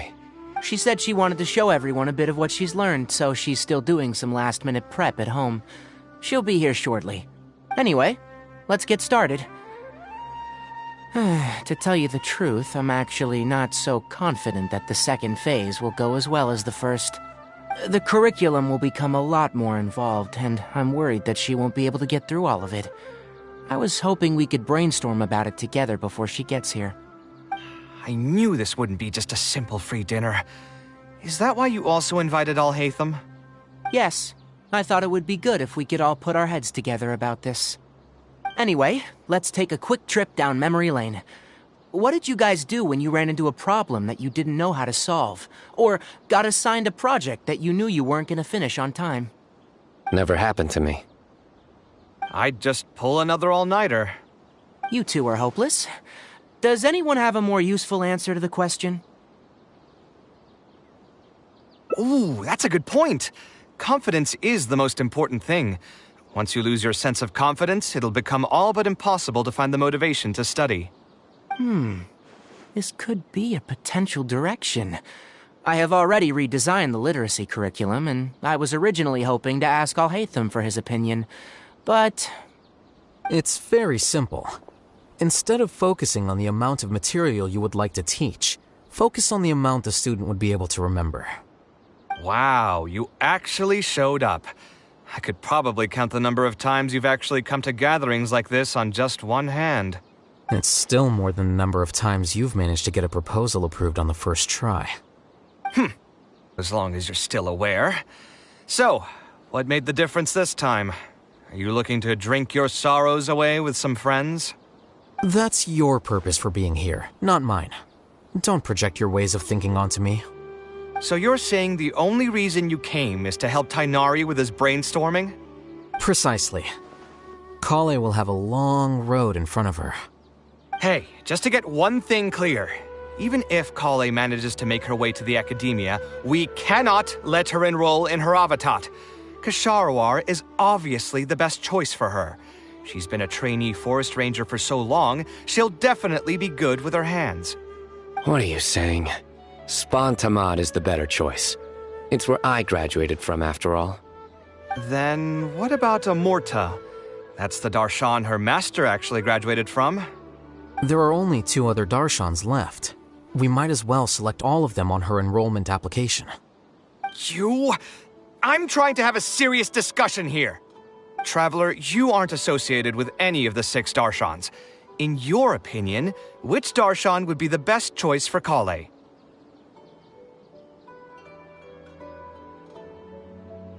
Well said. Agreed. And my goal in inviting you here was to gather some thoughts on the execution of this second phase. Phase 2 far exceeds Phase 1 in both curriculum complexity and the speed of instruction. I hope Kale has prepared herself for what is coming. Hey, what are you thinking now? Please don't tell me you're planning on lending her those abstruse books from your home library. Actually, I was thinking about lending her a professions guide. I'll make sure to write, "Don't become an architect" on the front page of that.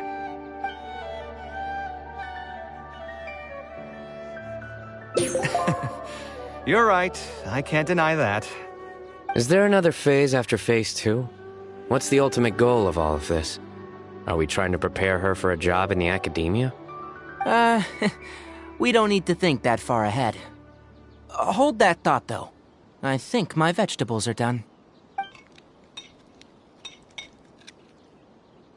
I'm telling you, that client had no idea what he was talking about.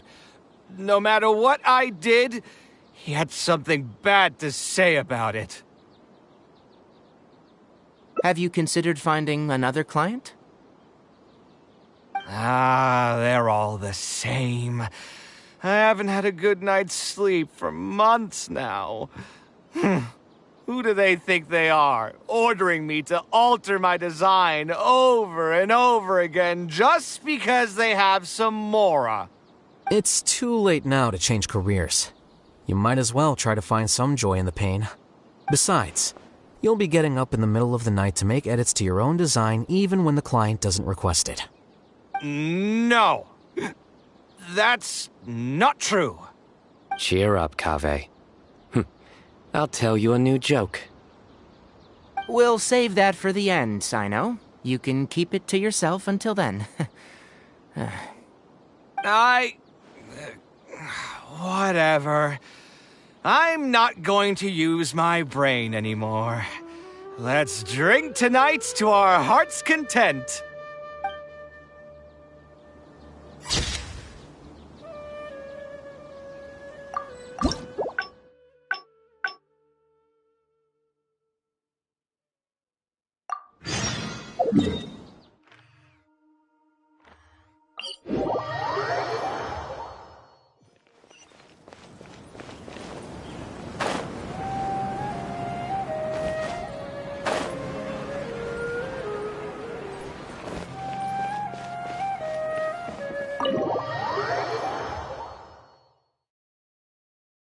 Alhaitham isn't in, so feel free to sit wherever. I'll bring out the box.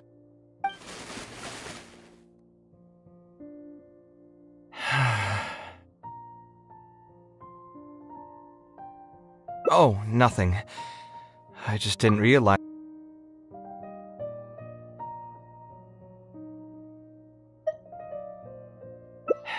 Yeah, you're right.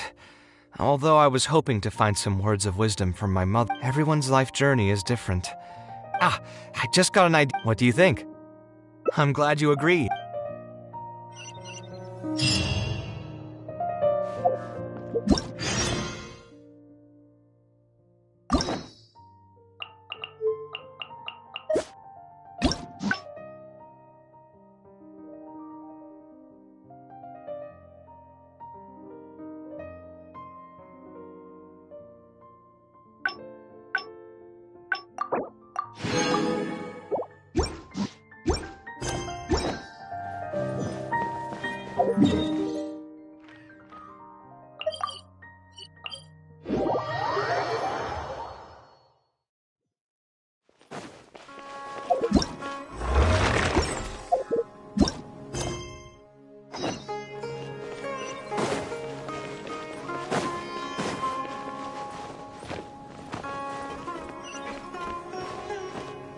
More speed.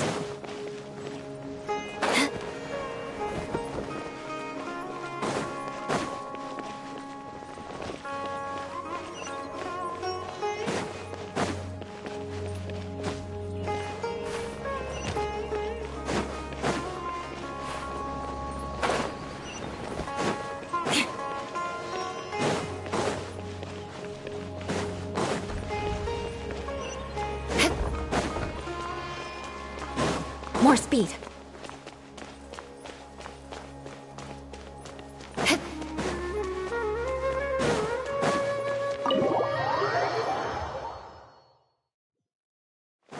More speed.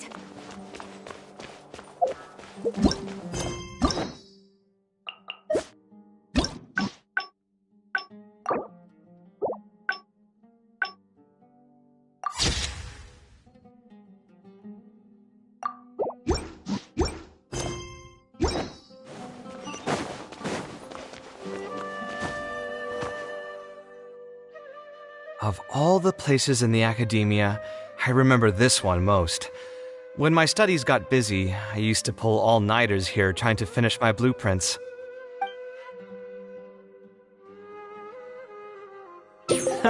Who doesn't miss their time at the academia?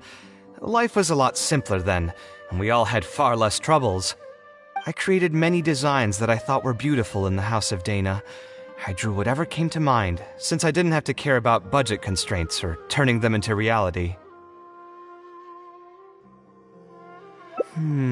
If I had to give a reason, it'd probably be because I like the ambiance here. The academia also had a rule that allowed scholars to annotate any physical books they came across. As a result, the books here are chock full of scholars' wisdom across many generations.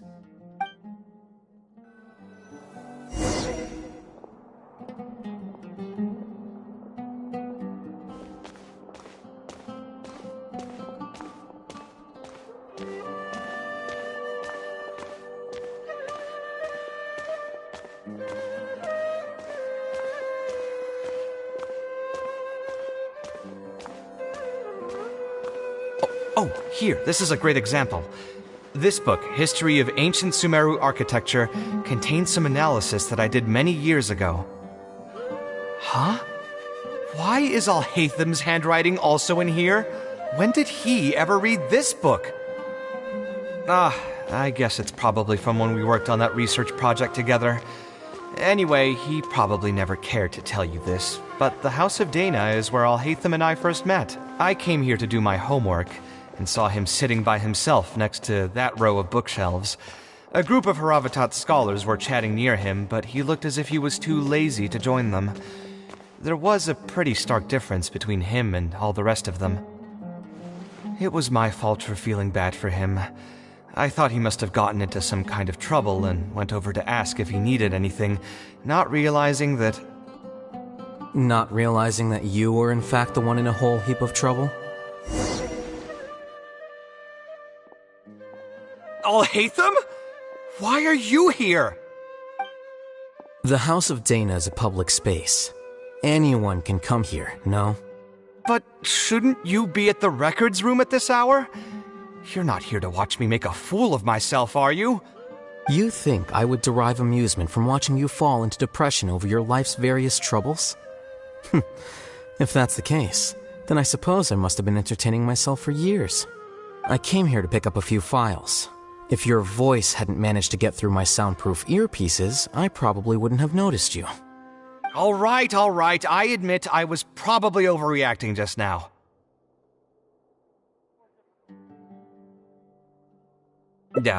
Probably not when he's right here with us.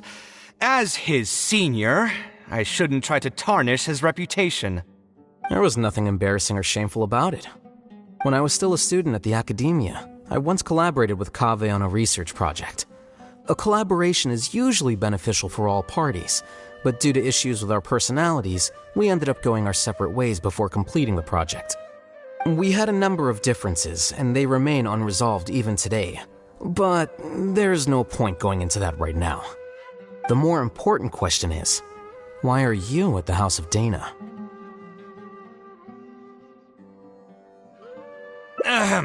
As a senior scholar, isn't it my responsibility to offer my friend a quick tour and explanation of the academia's architecture? I see. Then let me guess. Your next stop will be the pavilions around Razan Garden? Our famed architect sure loves showing off that corner to all his friends. Oh, and Kaveh, a lot of the books you annotated have been moved to the innermost section of that bookshelf over there. You'll have to dig them out yourself if you need to find them. Huh? But why would you know that? Don't tell me you finally had an epiphany and realized that there's great virtue in respecting your elders' work. Sure, if that will give you some self-confidence. Leave any words of thanks you may have to the ex-Grand Conservator. The last time he was here, he was complaining that he had received reports from current students. The main grievance being that the annotations are too long and difficult to read. As a result, the books you annotated have been moved to the back shelves. What? But all of my annotations were extremely important. Instead of reporting me, they should have been thanking me for my service. The notes that I took, they couldn't have asked for a better analysis of those books. Okay, just you wait. I'm going to fix this right now. I'll dig all the books out and return them to the proper shelves. Oh, we'll wait. Anyway, you were about to say he's feeling a bit down?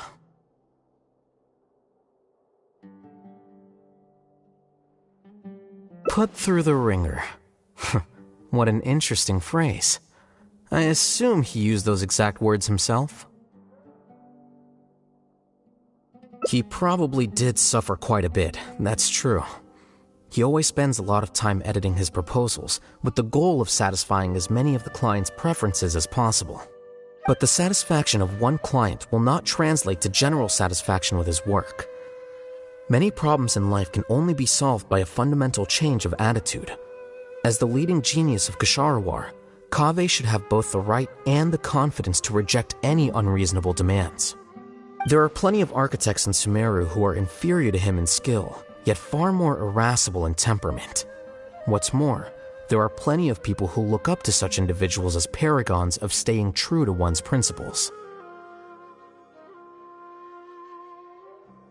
Clearly, his predicament is inevitable, since he holds other people's feelings as more important than his own. Of course, each person is different, and we should respect the paths that they have chosen for themselves. Admonitions will serve no purpose. People tend to succumb to familiar pitfalls, and this is especially true for those who believe it's their duty to carry more burdens on their shoulders.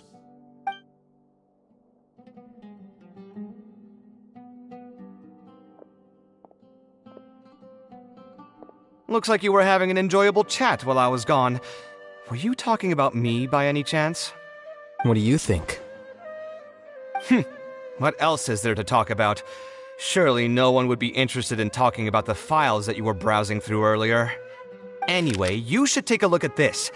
Look at this comment on page 82. Dear Kaveh, thank you so much for annotating this book in such detail. It was a great help to me. See that? Now that's how a student should treat their seniors. And it looks like you're already in a much better mood now. It really doesn't take much to make you happy, huh? Me? Happy? I'm mocking that retired blockhead for being so full of himself. He understands nothing about the true beauty of architecture. When I can find some time, I'll have a serious talk with him about making sure these books are put where they belong. Why don't you just move all the books yourself? It's not like he hasn't cursed you out before. What was that nickname he gave you while you were in the academia? The Urchin of Ksharawar? Kaveh had a habit of scribbling and writing in all kinds of books. Hey! You didn't need to bring that up. At least not when I'm still standing here. Oh, actually, I also found a really old sketch in one of the books over there. See? Doesn't it remind you of something? Huh? Don't tell me even you don't get it. Don't ask me. This is the time you specifically put aside to brag about yourself. Feel free to hoard all the spotlight you want. You... In that case, allow me to explain. Although this sketch is a little abstract, you can plainly see from the road plans that this was an original concept for the expansion of Port Ormos. We can also plainly see that the designer was a huge fan of this project. It's the project he loves to talk about the most, second to the Palace of Alcazarzaray. If I don't keep bringing up the neat projects that I've done, how would anyone know that I was the one who did them in the first place? There shouldn't be any complaints about Port Ormos. If I remember correctly, the construction process was very smooth, everything was made ready ahead of time, and there were very few safety concerns. There are indeed no records of any complaints about this project. A most impressive achievement. See? What did I tell you? Come on, let's take a stroll through Port Ormos next.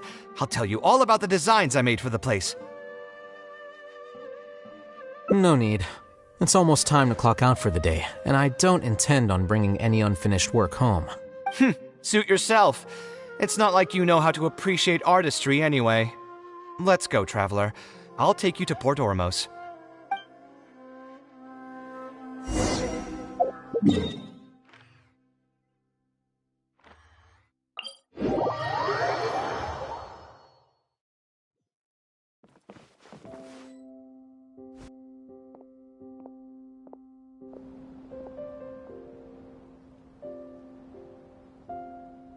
Port Ormos.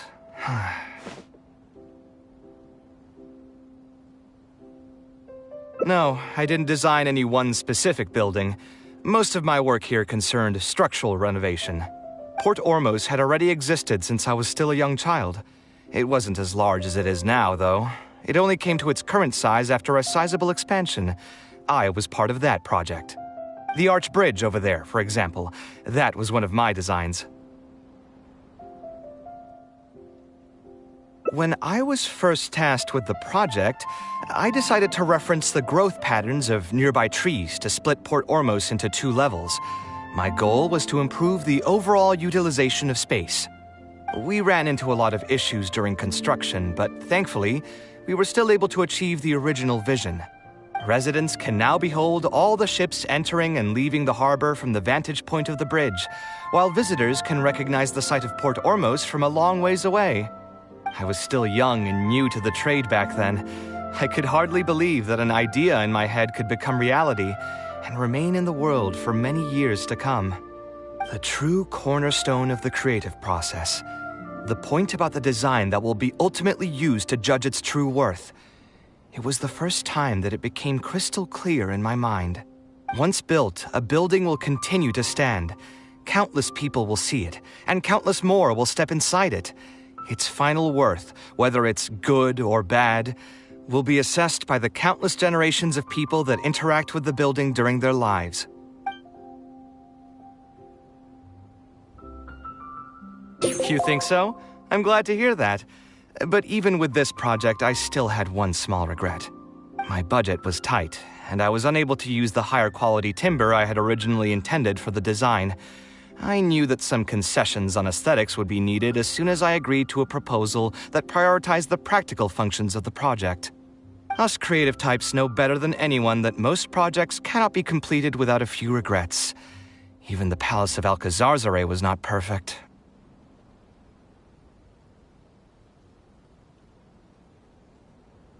Yeah, you're right. I should learn to look toward future opportunities, and believe that any regrets I have can be overcome in time. We've spent long enough here. There's still one last place I want to go, but it's a little far. Would you be interested in a quick trip to the desert? Great.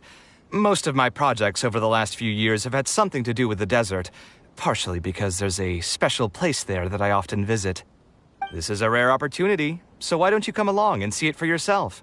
If you ever feel down, maybe you'll be able to go there and feel better too.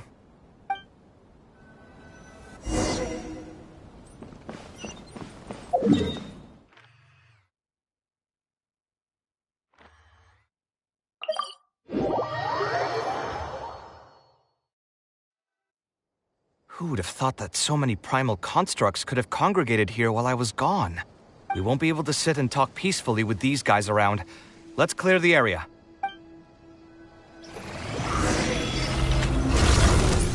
Site clear! Settle down! Let the mighty be humble!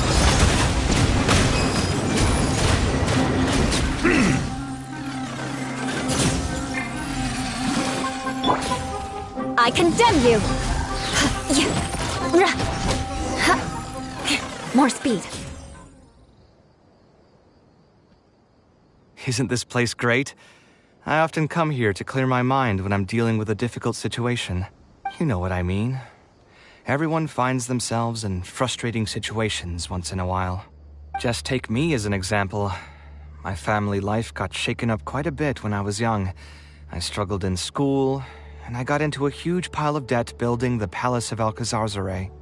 Although Alhaitham thinks that it's because of my personality that I continue to live in the shadow of the past, I think it's also just a part of life. Plus, if I look back, I've honestly had my fair share of good luck as well. You could probably say I've followed in the path of my mother. Like her, I've gained a name for myself as an architect, built something that's seen as my magnum opus, and found many projects that others have entrusted to me to finish.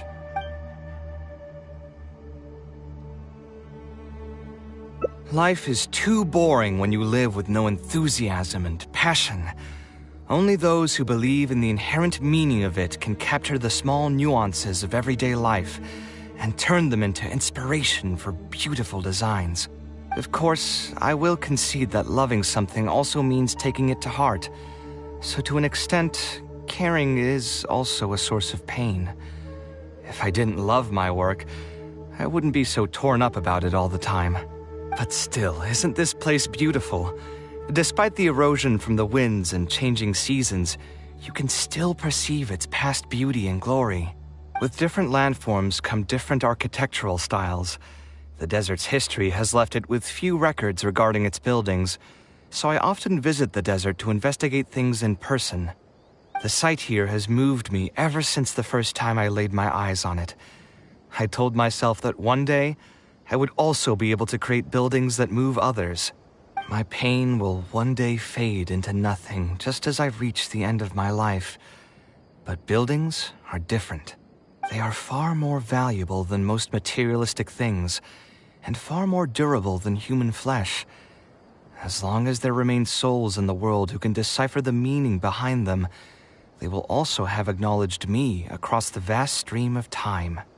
If you were to ask me what art is, that would be my answer.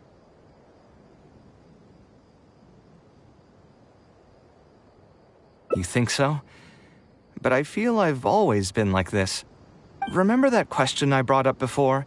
The one about whether I should see art as a divine gift of inspiration from the gods, or as a product of my own existential struggle.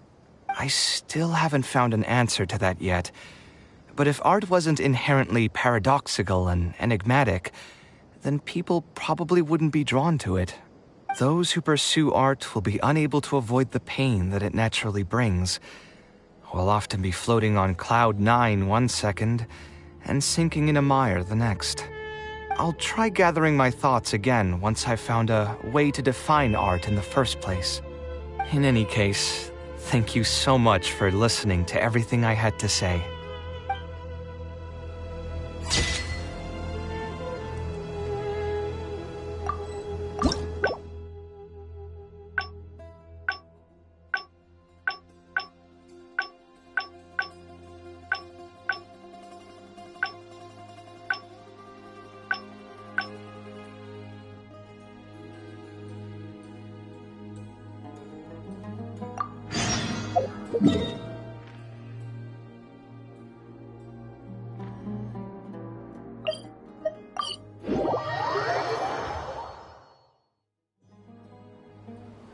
You want to learn some Favonia's blade work?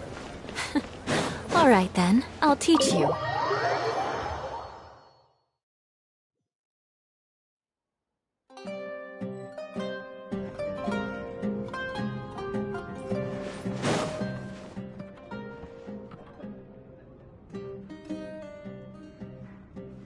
Taking this commission was truly the worst decision ever. Up.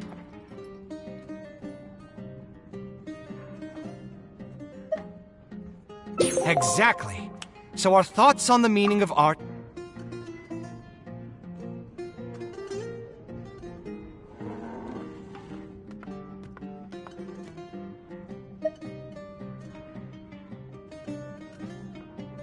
Sounds great to me.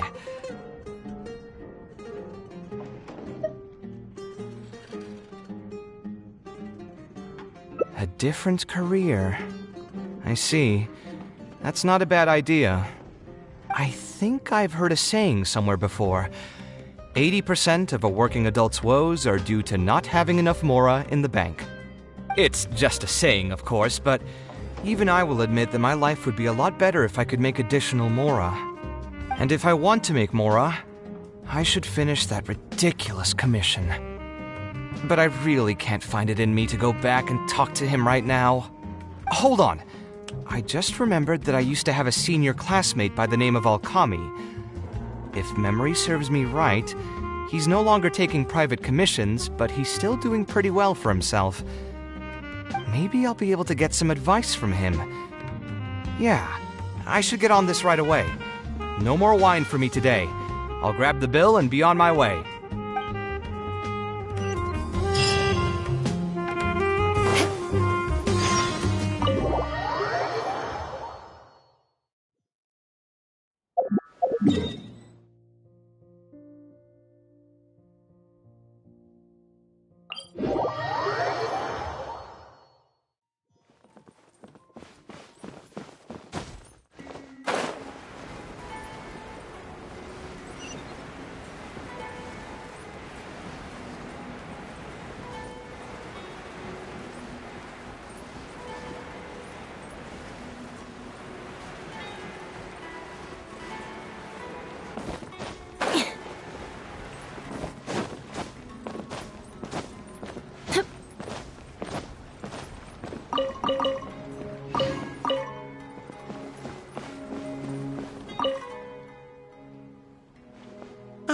Kaveh, it's you!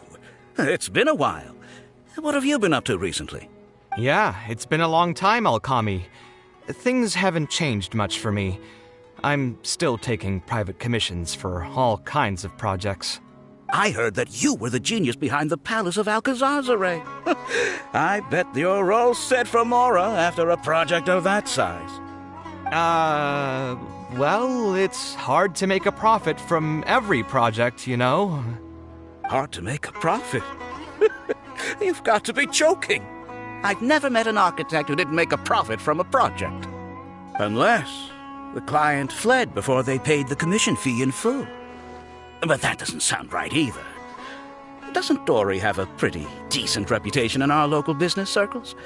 I don't think she's ever been involved in any kind of big scandal. Well, about that. I mean, it was complicated. I understand. Either way, doing one project after another sure gets exhausting over the years, huh? I've been there, so I can feel your pain. I mean, I obviously never had your reputation to live up to. That must have been stressful. But I'm sure we've faced all the same problems. Trying to keep your client in a good mood while you're trying to stop them from micromanaging things they don't know the first thing about. I don't miss it. Thankfully, that's all behind me now.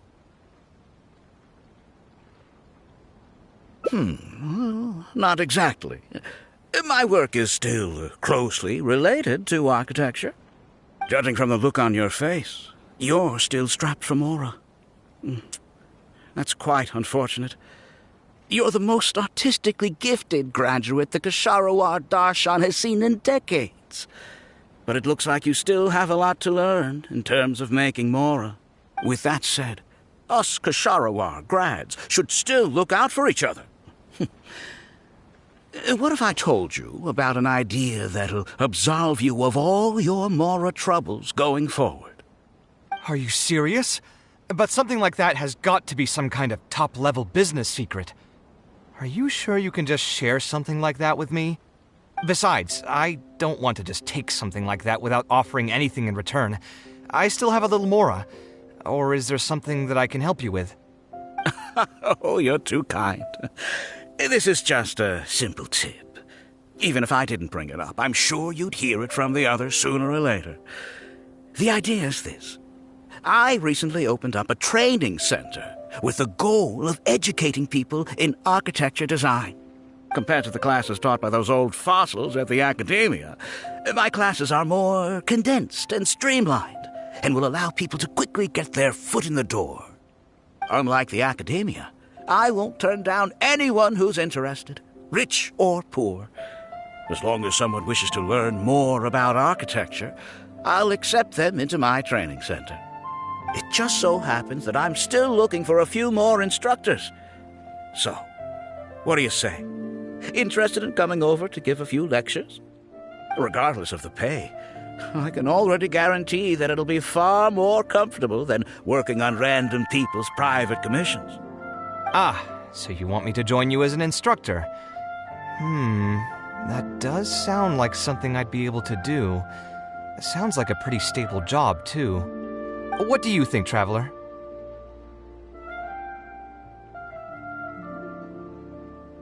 Then it's a deal?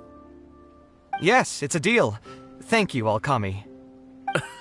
Like I said, there's no need to thank me for this. The lecture room is not far from here, so you can just come straight here tomorrow morning. As for the pay, how about we start at 300,000 Mora per lecture? 300,000? Are you serious? How could you offer so much? It would seem that you're still oblivious to your own economic worth.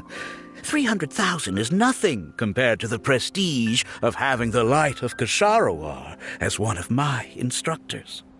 300,000 is also just the base rate.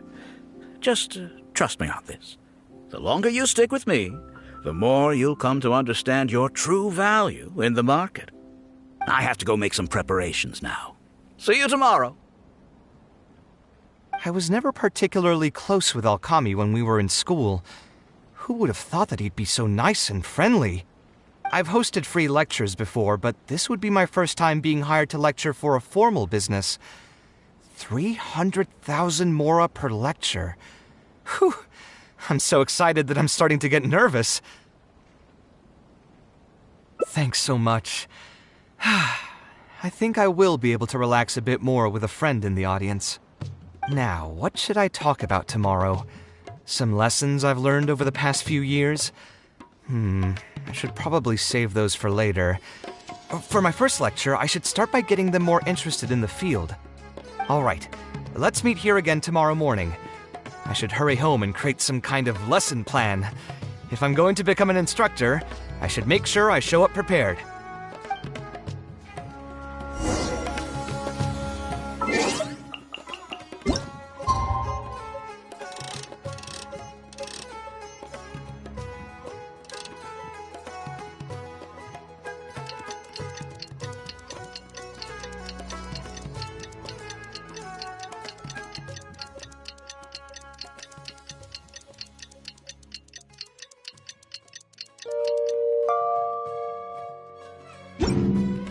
Aristocratic etiquette is all just for show. Just smile and nod along. I didn't expect you two to get here so early. I was up last night preparing for the lecture, but I ended up getting so excited that I couldn't fall asleep. Here, I've prepared a lesson plan. Do you want to take a look? Lesson plan? I must commend you for your dedication. But the training center has already developed its own set of teaching materials. Instead of using your own plan, you can just use what we have here. Of course, you're always welcome to work in some of your own content to add some fun and flavor. Sure, be my guest.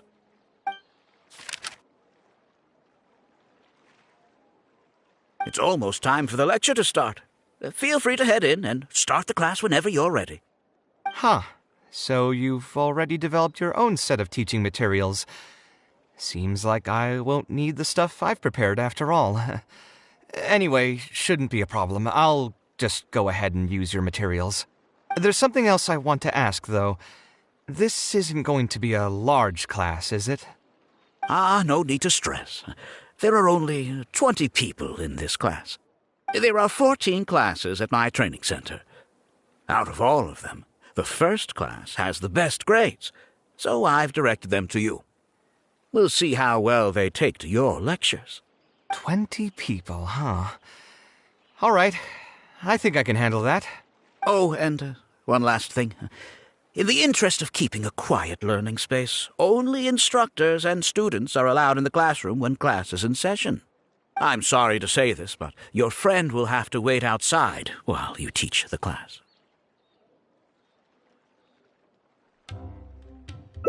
Sorry about that. I'll meet you at the door when the class is over then.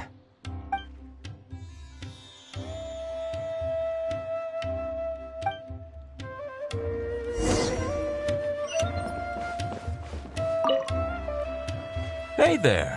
Can I help you? Oh, Alkami? You mean that rich guy who's been making quite the name for himself? Yeah, he commissioned a set of furniture from me a while back. Paid a great deal of mora for it, too. I heard he earned a fortune working as a renowned architect. Now he's opened a training center so others can follow in his footsteps. If the tuition wasn't sky high, I'd enroll my child in a heartbeat. Architecture really sounds like a lucrative profession.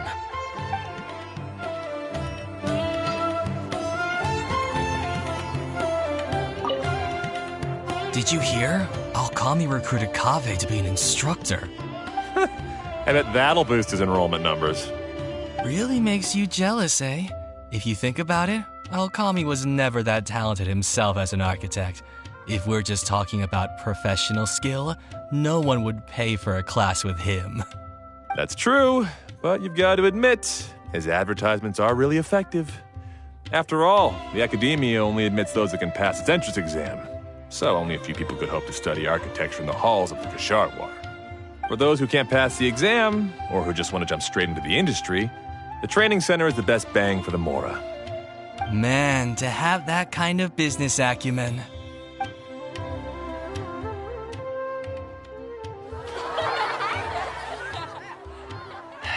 All right, everyone. There's no need to be nervous. Class is over, so we can just chat for a bit. I shouldn't have lost my temper during the lecture. Did I scare anybody? No, you weren't scary at all, Mr. Kaveh.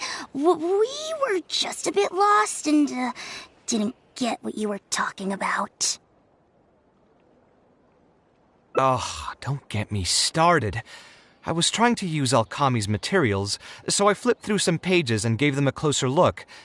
The more I read, the more upset I became. Alkami may fool an amateur, but he can't fool anyone who's active in our profession. The materials he made are completely useless for teaching real architecture. In my opinion, the most important skill of an architect is their ability to craft a design. In other words, they must be able to conceptualize ideas. There are tens of thousands of buildings in the world, as well as a countless number of architectural styles. Some designs emphasize aesthetics, while others prioritize practicality. The architects who can critically evaluate the quality and fit of different designs are those who can come up with great designs of their own. But you won't get any of that from the teaching materials they're using here. All these students are doing in class is rote memorization of existing designs. They are learning nothing about the underlying principles. How can they expect to become real architects? When they're done with this class, all they'll become are dilettantes with a pitiful smattering of architectural knowledge. But, Mr. Kaveh, we didn't really understand anything you said after you threw away the materials either. What's the big deal anyway? It's not like we're looking to make some works of art. We just want to make some Mora. You're studying architecture to make Mora? Yeah! Why else would we be studying here? My biggest dream is to become someone like Mr. Alkami. Once I finally make my fortune in architecture, I'll be able to buy anything I like. Huh. In that case, I'm afraid you'll probably be disappointed. The reality is that the work of an architect is very difficult, and the pay is not lucrative at all. Believe me, I'm a perfect example. But how? Mr. Alkami just told us last night that you made a killing by building the Palace of Alcazarzaray. He also said that as long as we graduate from his class, waves upon waves of people will reach out to us with private commissions, and we can just sit back and wait for Mora to fill up our pockets. It won't be long before I can put these miserable days behind me. Come on. And you all believed everything he said? But Mr. Alkami is really rich, isn't he? You... It's pointless trying to argue this with you right now. You've already filled your heads with pipe dreams. Let's go, traveler. Let's hear about Alkami's true plans from the man himself.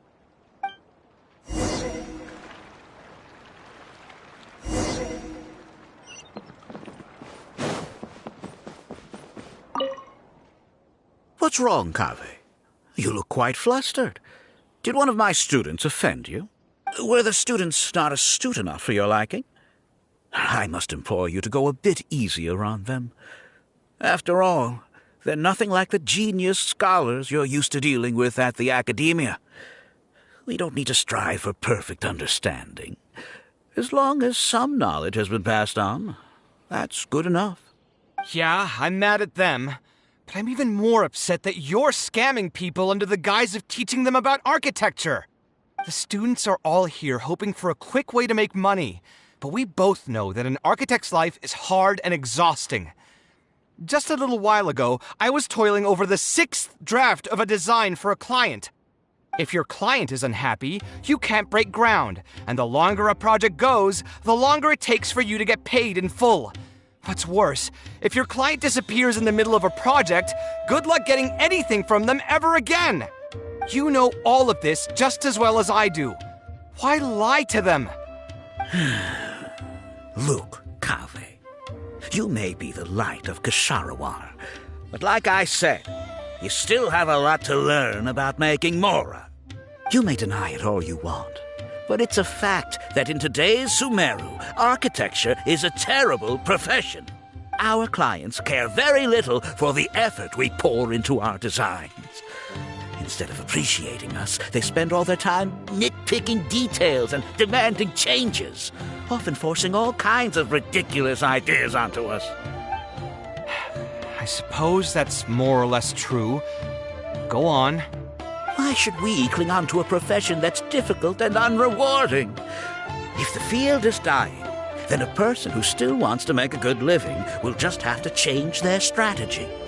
If it's near impossible to make money as an architect, then why not just establish a training center and train other people to become architects in our stead? Wait, how does that make any sense? Aren't you just leading them into the same trap? We are already stuck, my friend. The more people we can lead into this pit and stack as padding beneath our feet, the more comfortable our lives will be.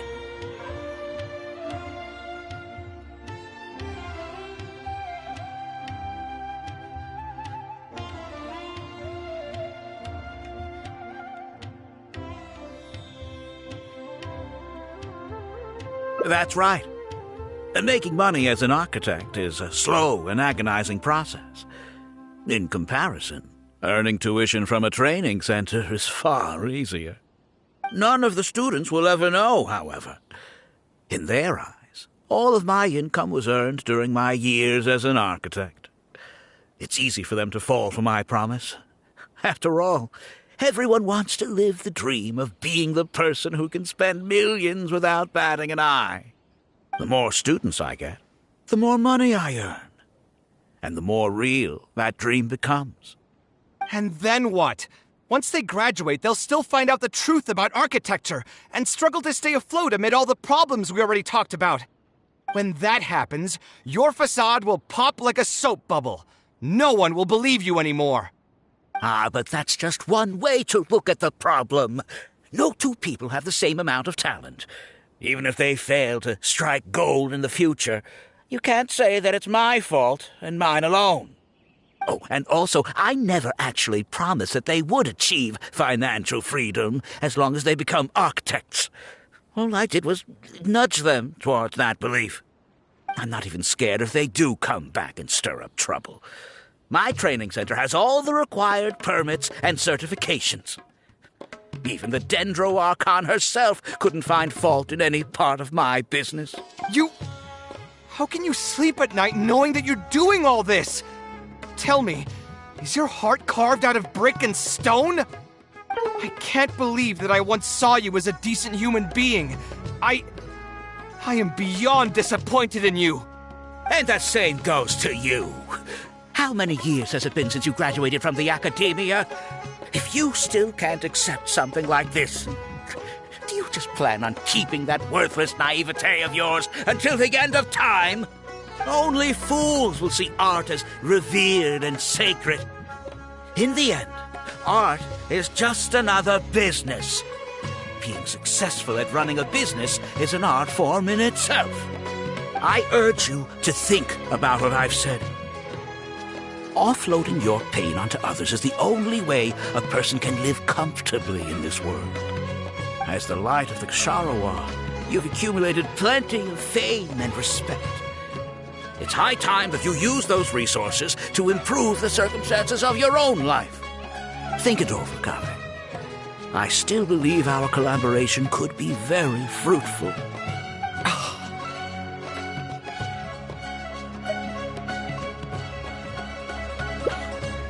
So mad, I feel a headache coming on. There's nothing more I can say to him. I'll resign from my position as instructor. Of course, I'm sure you've realized that as long as I remained at the center, he would be able to use my name to advertise this place. Even if I just sit back and do nothing, others will be deceived and suffer because of me. He is right about one thing, though. These kinds of training centers are everywhere, and even if the academia was to find out about it, it's unlikely that they would take any real action against it. The most that they could accuse him of is false advertising, and even that would be hard to prove.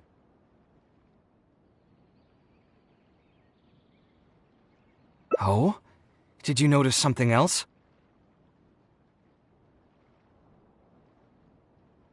Yeah, you've got a point. The rate he gave me was 300,000 mora per lecture. That probably came out of the students' tuition. And who knows just how much he's been charging the students for attending his classes. If you're gambling everything on making it rich as an architect, are you really going to have the mora to pay for that kind of tuition? Right. We should hurry. The students didn't believe a word I was telling them.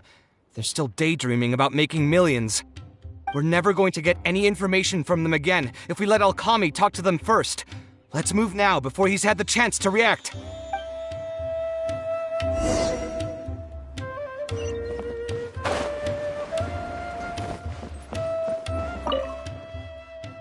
Oh, Mr. Kaveh? What are you doing back here? Class finished a while ago, but you're still here. Why haven't you gone home? I wanted to stay for a little longer.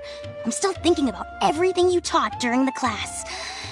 Even though a lot of it went right over my head, I still thought the houses you drew were really pretty. Of course they were. All the examples I drew were world-famous landmarks. Each one was the magnum opus of a celebrated architect. It's a good thing that you could recognize them for their beauty. The accumulation of knowledge is the first step to artistic expression. Instead of rote memorization, you should try to relate and to understand. And after that, try to resonate with the work. Resonate? Yes. When I first got into architecture, there were many things about it that I couldn't understand at all. I would find a building to be beautiful, but have no idea what made it so good. And for most people, just being able to admire a building is enough. To become a good architect, however, you must also learn to assess and appraise. Going from admiration to assessment will take a lot of time and specialized knowledge, and I'm afraid that some superficial speed training won't be enough to take you there. Just as I thought. Becoming an architect won't be as easy as Mr. Alkami made it out to be, right? I'm sorry. I'm not trying to crush your dreams. All I want to tell you is that an architect's life is not as carefree and easy as others may make it out to be. I understand. Thank you for telling me the truth, Mr. Kaveh. I think I'll still stay here for the time being, though, since my family still hasn't paid everything off. Paid off what? Sorry, I can't say anything more.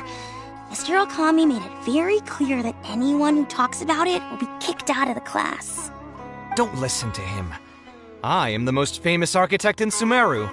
If he kicks you out, then I'll just take you in instead. Really? Why would I pull your leg? I can see you have some talent, so as long as you get your fundamentals down, you should be able to pass the entrance exam and continue your studies at the academia. Then please keep this a secret for me, Mr. Kaveh. Truth be told, my family is not very well off, so we couldn't really afford the tuition for this class. Mr. Alkami was the one who reached out to my parents. He told them that he knew a merchant by the name of Bahar and that we could get a loan from him. He told all the students that once we graduate, people would come flocking to commission us for projects. If everything went well, we'd be able to pay off everything in just a few years, and all the more we make after that would be ours. How much did your family borrow from this merchant? I think it was several million mora. And what was the interest rate? I'm not really sure. My parents were the ones who signed the contract. All I know is that the stack of papers was as thick as a slab of rock. Yeah, I have a bad feeling, too. Something about the whole thing feels dastardly familiar. We need to find that merchant to confirm. But if we were to confront him right now, there's no way he'd admit to anything. Good idea. Hey, tell me, do you know where we'd be able to find this merchant? We last saw him on the north shore of Port Ormos.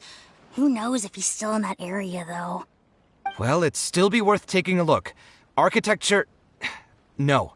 The arts shouldn't be used as bait for a scam. We need to do something before the students' lives are ruined even further.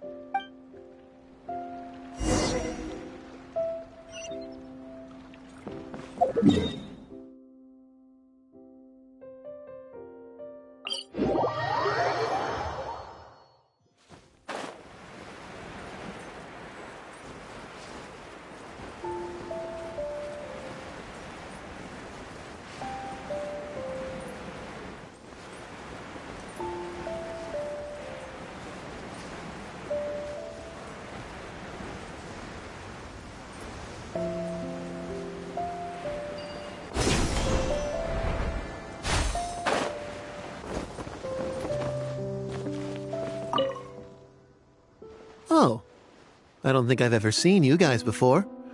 Here for business? You're Fahar, right? Yes.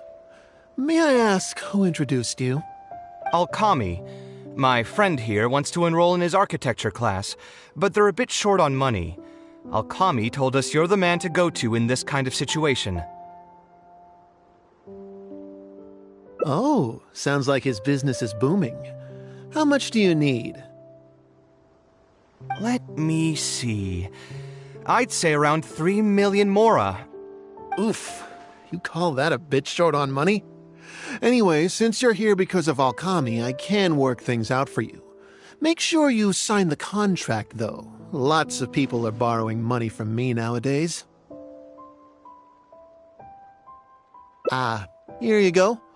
Don't worry, there's nothing particularly unusual about it. All you need to do is pay back the loan in full within 3 years. And what if they won't be able to pay it back?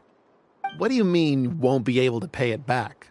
Once you graduate from Alkami's place, you'll be making millions of mora a year. Easy!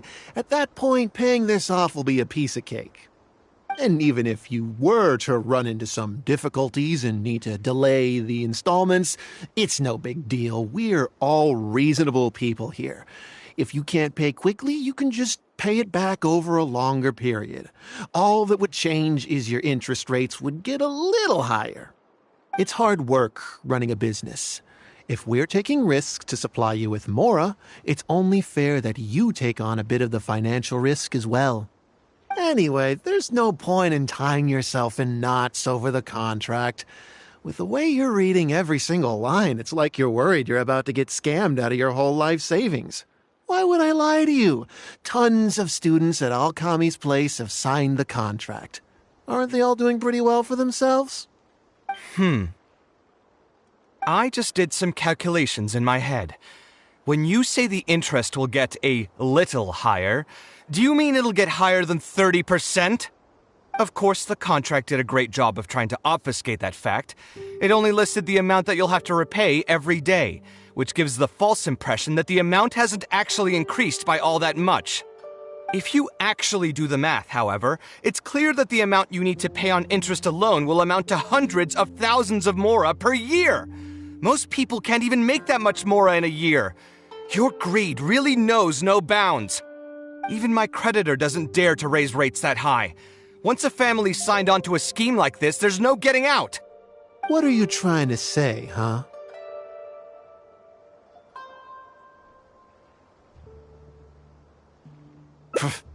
I figured something was off when two well-dressed people came looking for a loan. Think you got the better of me? Too many people are sticking their noses where they don't belong these days. Luckily for me, though, this is a pretty secluded spot. Hey, come out and teach these guys a lesson! Eremites. I've already fought off more than my fair share of them when I was working in the desert. There are only a few of them, so they shouldn't pose much of a threat. Marak, you're up! Just following orders. Silence! Where do you think you're going? You want this one? Rack and ruin!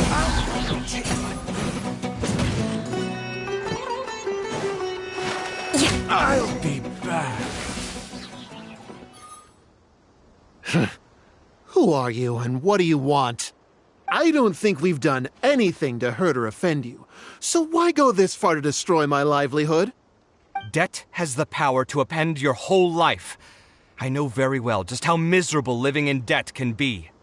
But my debts are the culmination of many different factors, and my interest rate is still somewhat reasonable. As long as I continue to work with my situation in mind, my debts will eventually be paid off. But these students are different. They have neither the mental preparation nor the financial resources to pay back a debt like this. You sold the dreams of becoming an architect to the students as bait, urging them to take on insurmountable amounts of debt to satisfy your greed. Ha! Everyone knows there's no such thing as a free lunch. It's their own fault for falling into the trap. And if we're going to talk about greed, aren't those students the ones who are blinded by it? They completely ignore the risk that's right there in front of them. Ha! And here comes the silver tongue. Surely you use that to reel in the students as well. Even now, many of them are still hopelessly dreaming of striking gold after they graduate. People grow by learning from their mistakes. I hope this will be a valuable lesson to them. Let's head back to the academia and turn this guy over to the Matra. They should be able to link him with Alkami's business.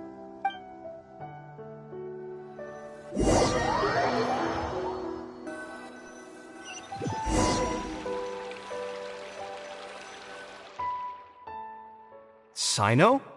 Didn't think I would run into you here.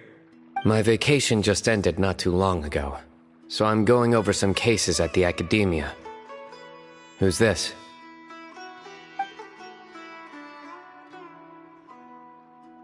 I see. Charging an interest rate over 30% indeed constitutes a crime.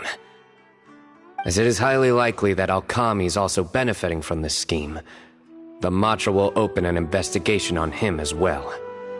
The training center will be closed until further notice.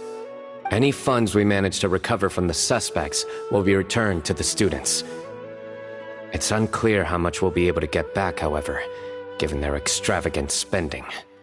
That should still be enough. Once the students realize the error of their ways, they won't fall so easily for such traps in the future. Anyway, thank you for your help.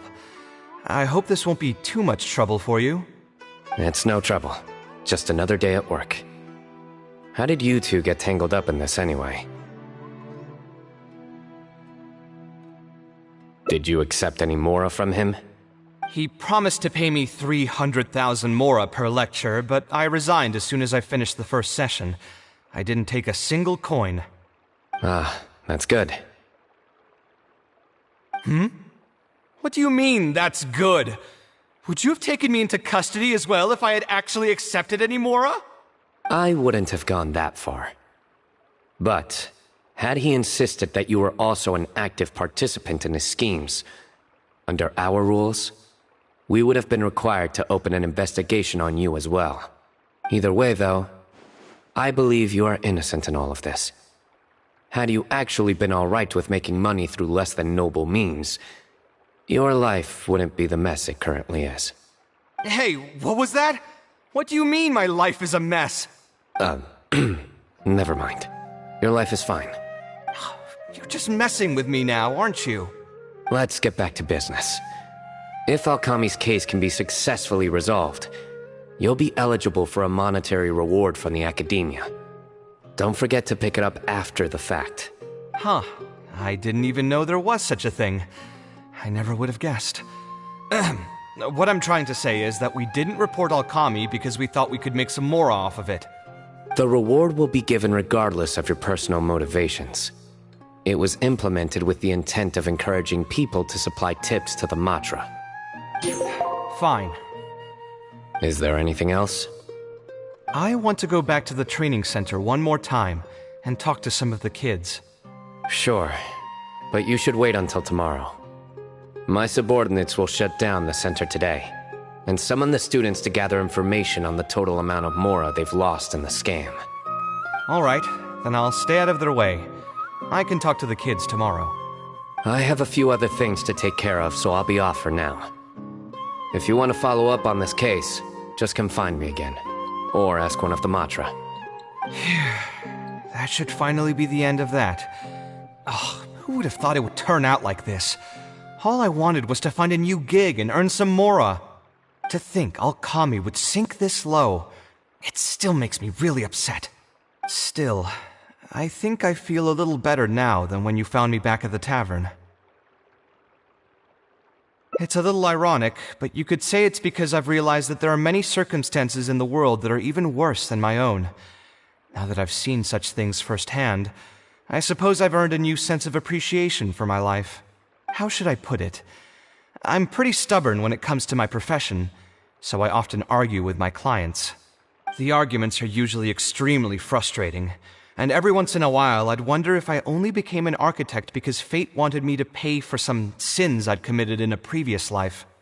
Alkami's suggestion would have allowed me to quit my life as an architect and earn money solely from my reputation. But now that I've experienced that for myself, I can confidently say that I'd never want to do it again. Every scholar has their own sense of pride and a line that they don't like to cross. Of course, when faced with the vicissitudes of life, some will surrender these things to seek a more comfortable life. I can understand that. Just speaking for myself, though, I don't think that's something I'd ever be able to do. The voice in my heart would just keep repeating one thing. The moment I turn away from my dreams would be the moment my career ends.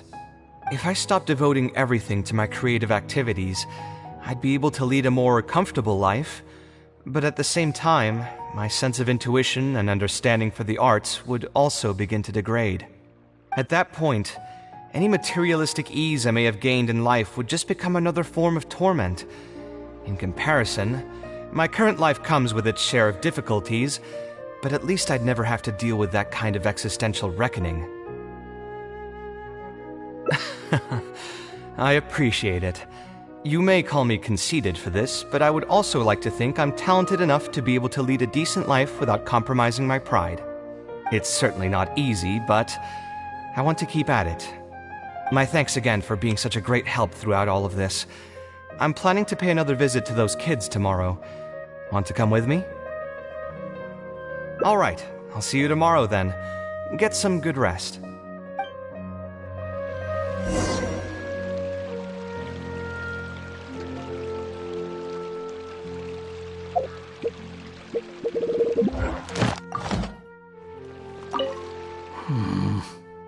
The people from the academia say they haven't seen you in a while. Yeah, well, maybe I needed some space after being cooped up in there for so long. Anyway, it's a school, not a prison. So what's the problem? I never said it was a problem. I was just noticing that you seem to be in quite a good mood at the moment. Who's this, hat guy? Shut up. Not another word. You made a new friend. I've told you already. Stop trying to read my mind. I didn't need to. It's written all over your face.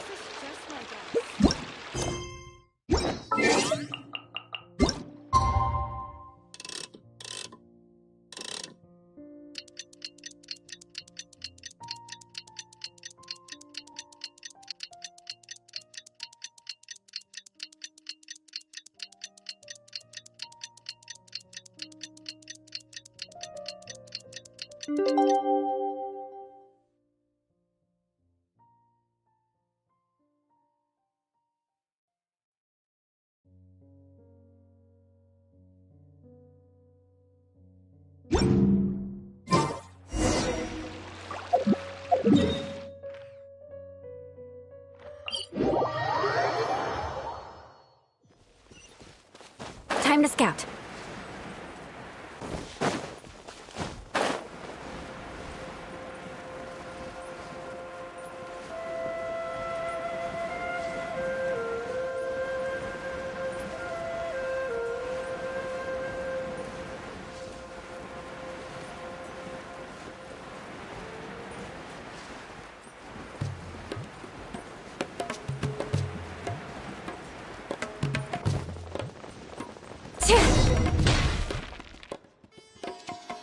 would have guessed Mr. Okami was a scammer.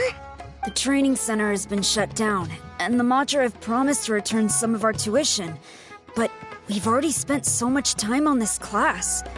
What should we do next? Mr. Kaveh said we can keep working on our fundamentals and try to get into the academia.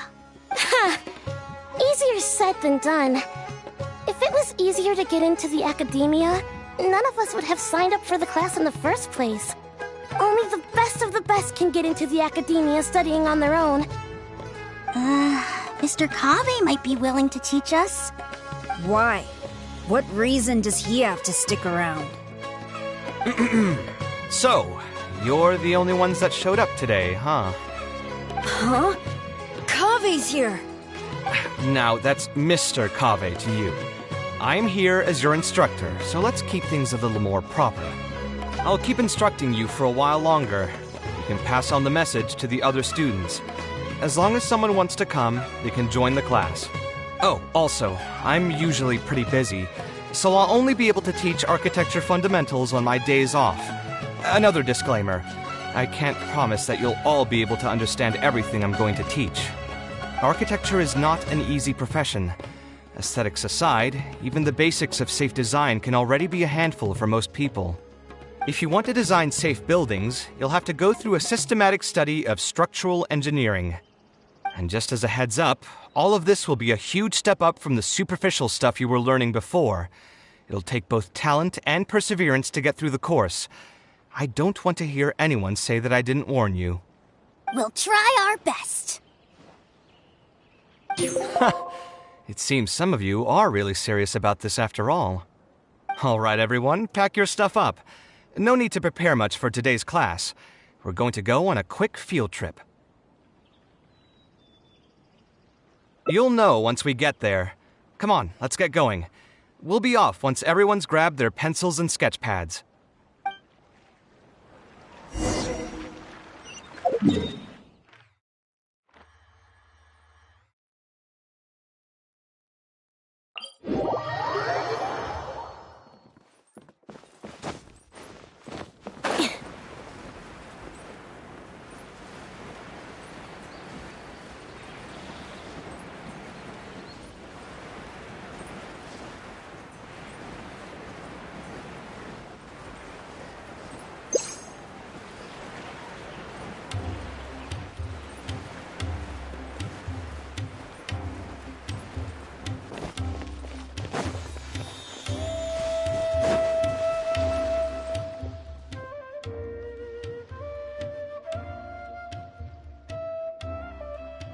This lighthouse has been around for a long time, and I handled its renovations when I first graduated from the academia. The point of today is not so much about the lighthouse as a building, however. I just want you to take a look at it and do a bit of self-reflection. If you were tasked today with designing a building, how would you want it to look like? Don't think about how you'd actually go about building it for now. Just put your ideas to paper and draw the prettiest building that comes to your mind. So, it can be, any kind of building? Yep, as long as you think it'd look good. It doesn't even necessarily have to be a building. If you want, you can draw trees, the ocean, or even a garden area. Draw whatever you'd like.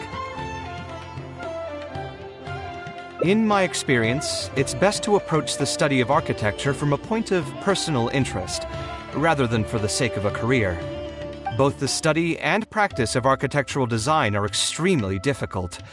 A person who's forced to work on projects that they don't resonate with will only struggle and suffer.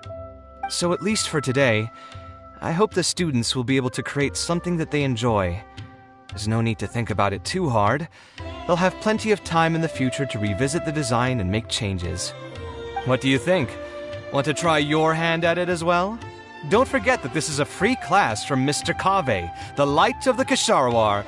On a normal day, this would cost you 300,000 mora.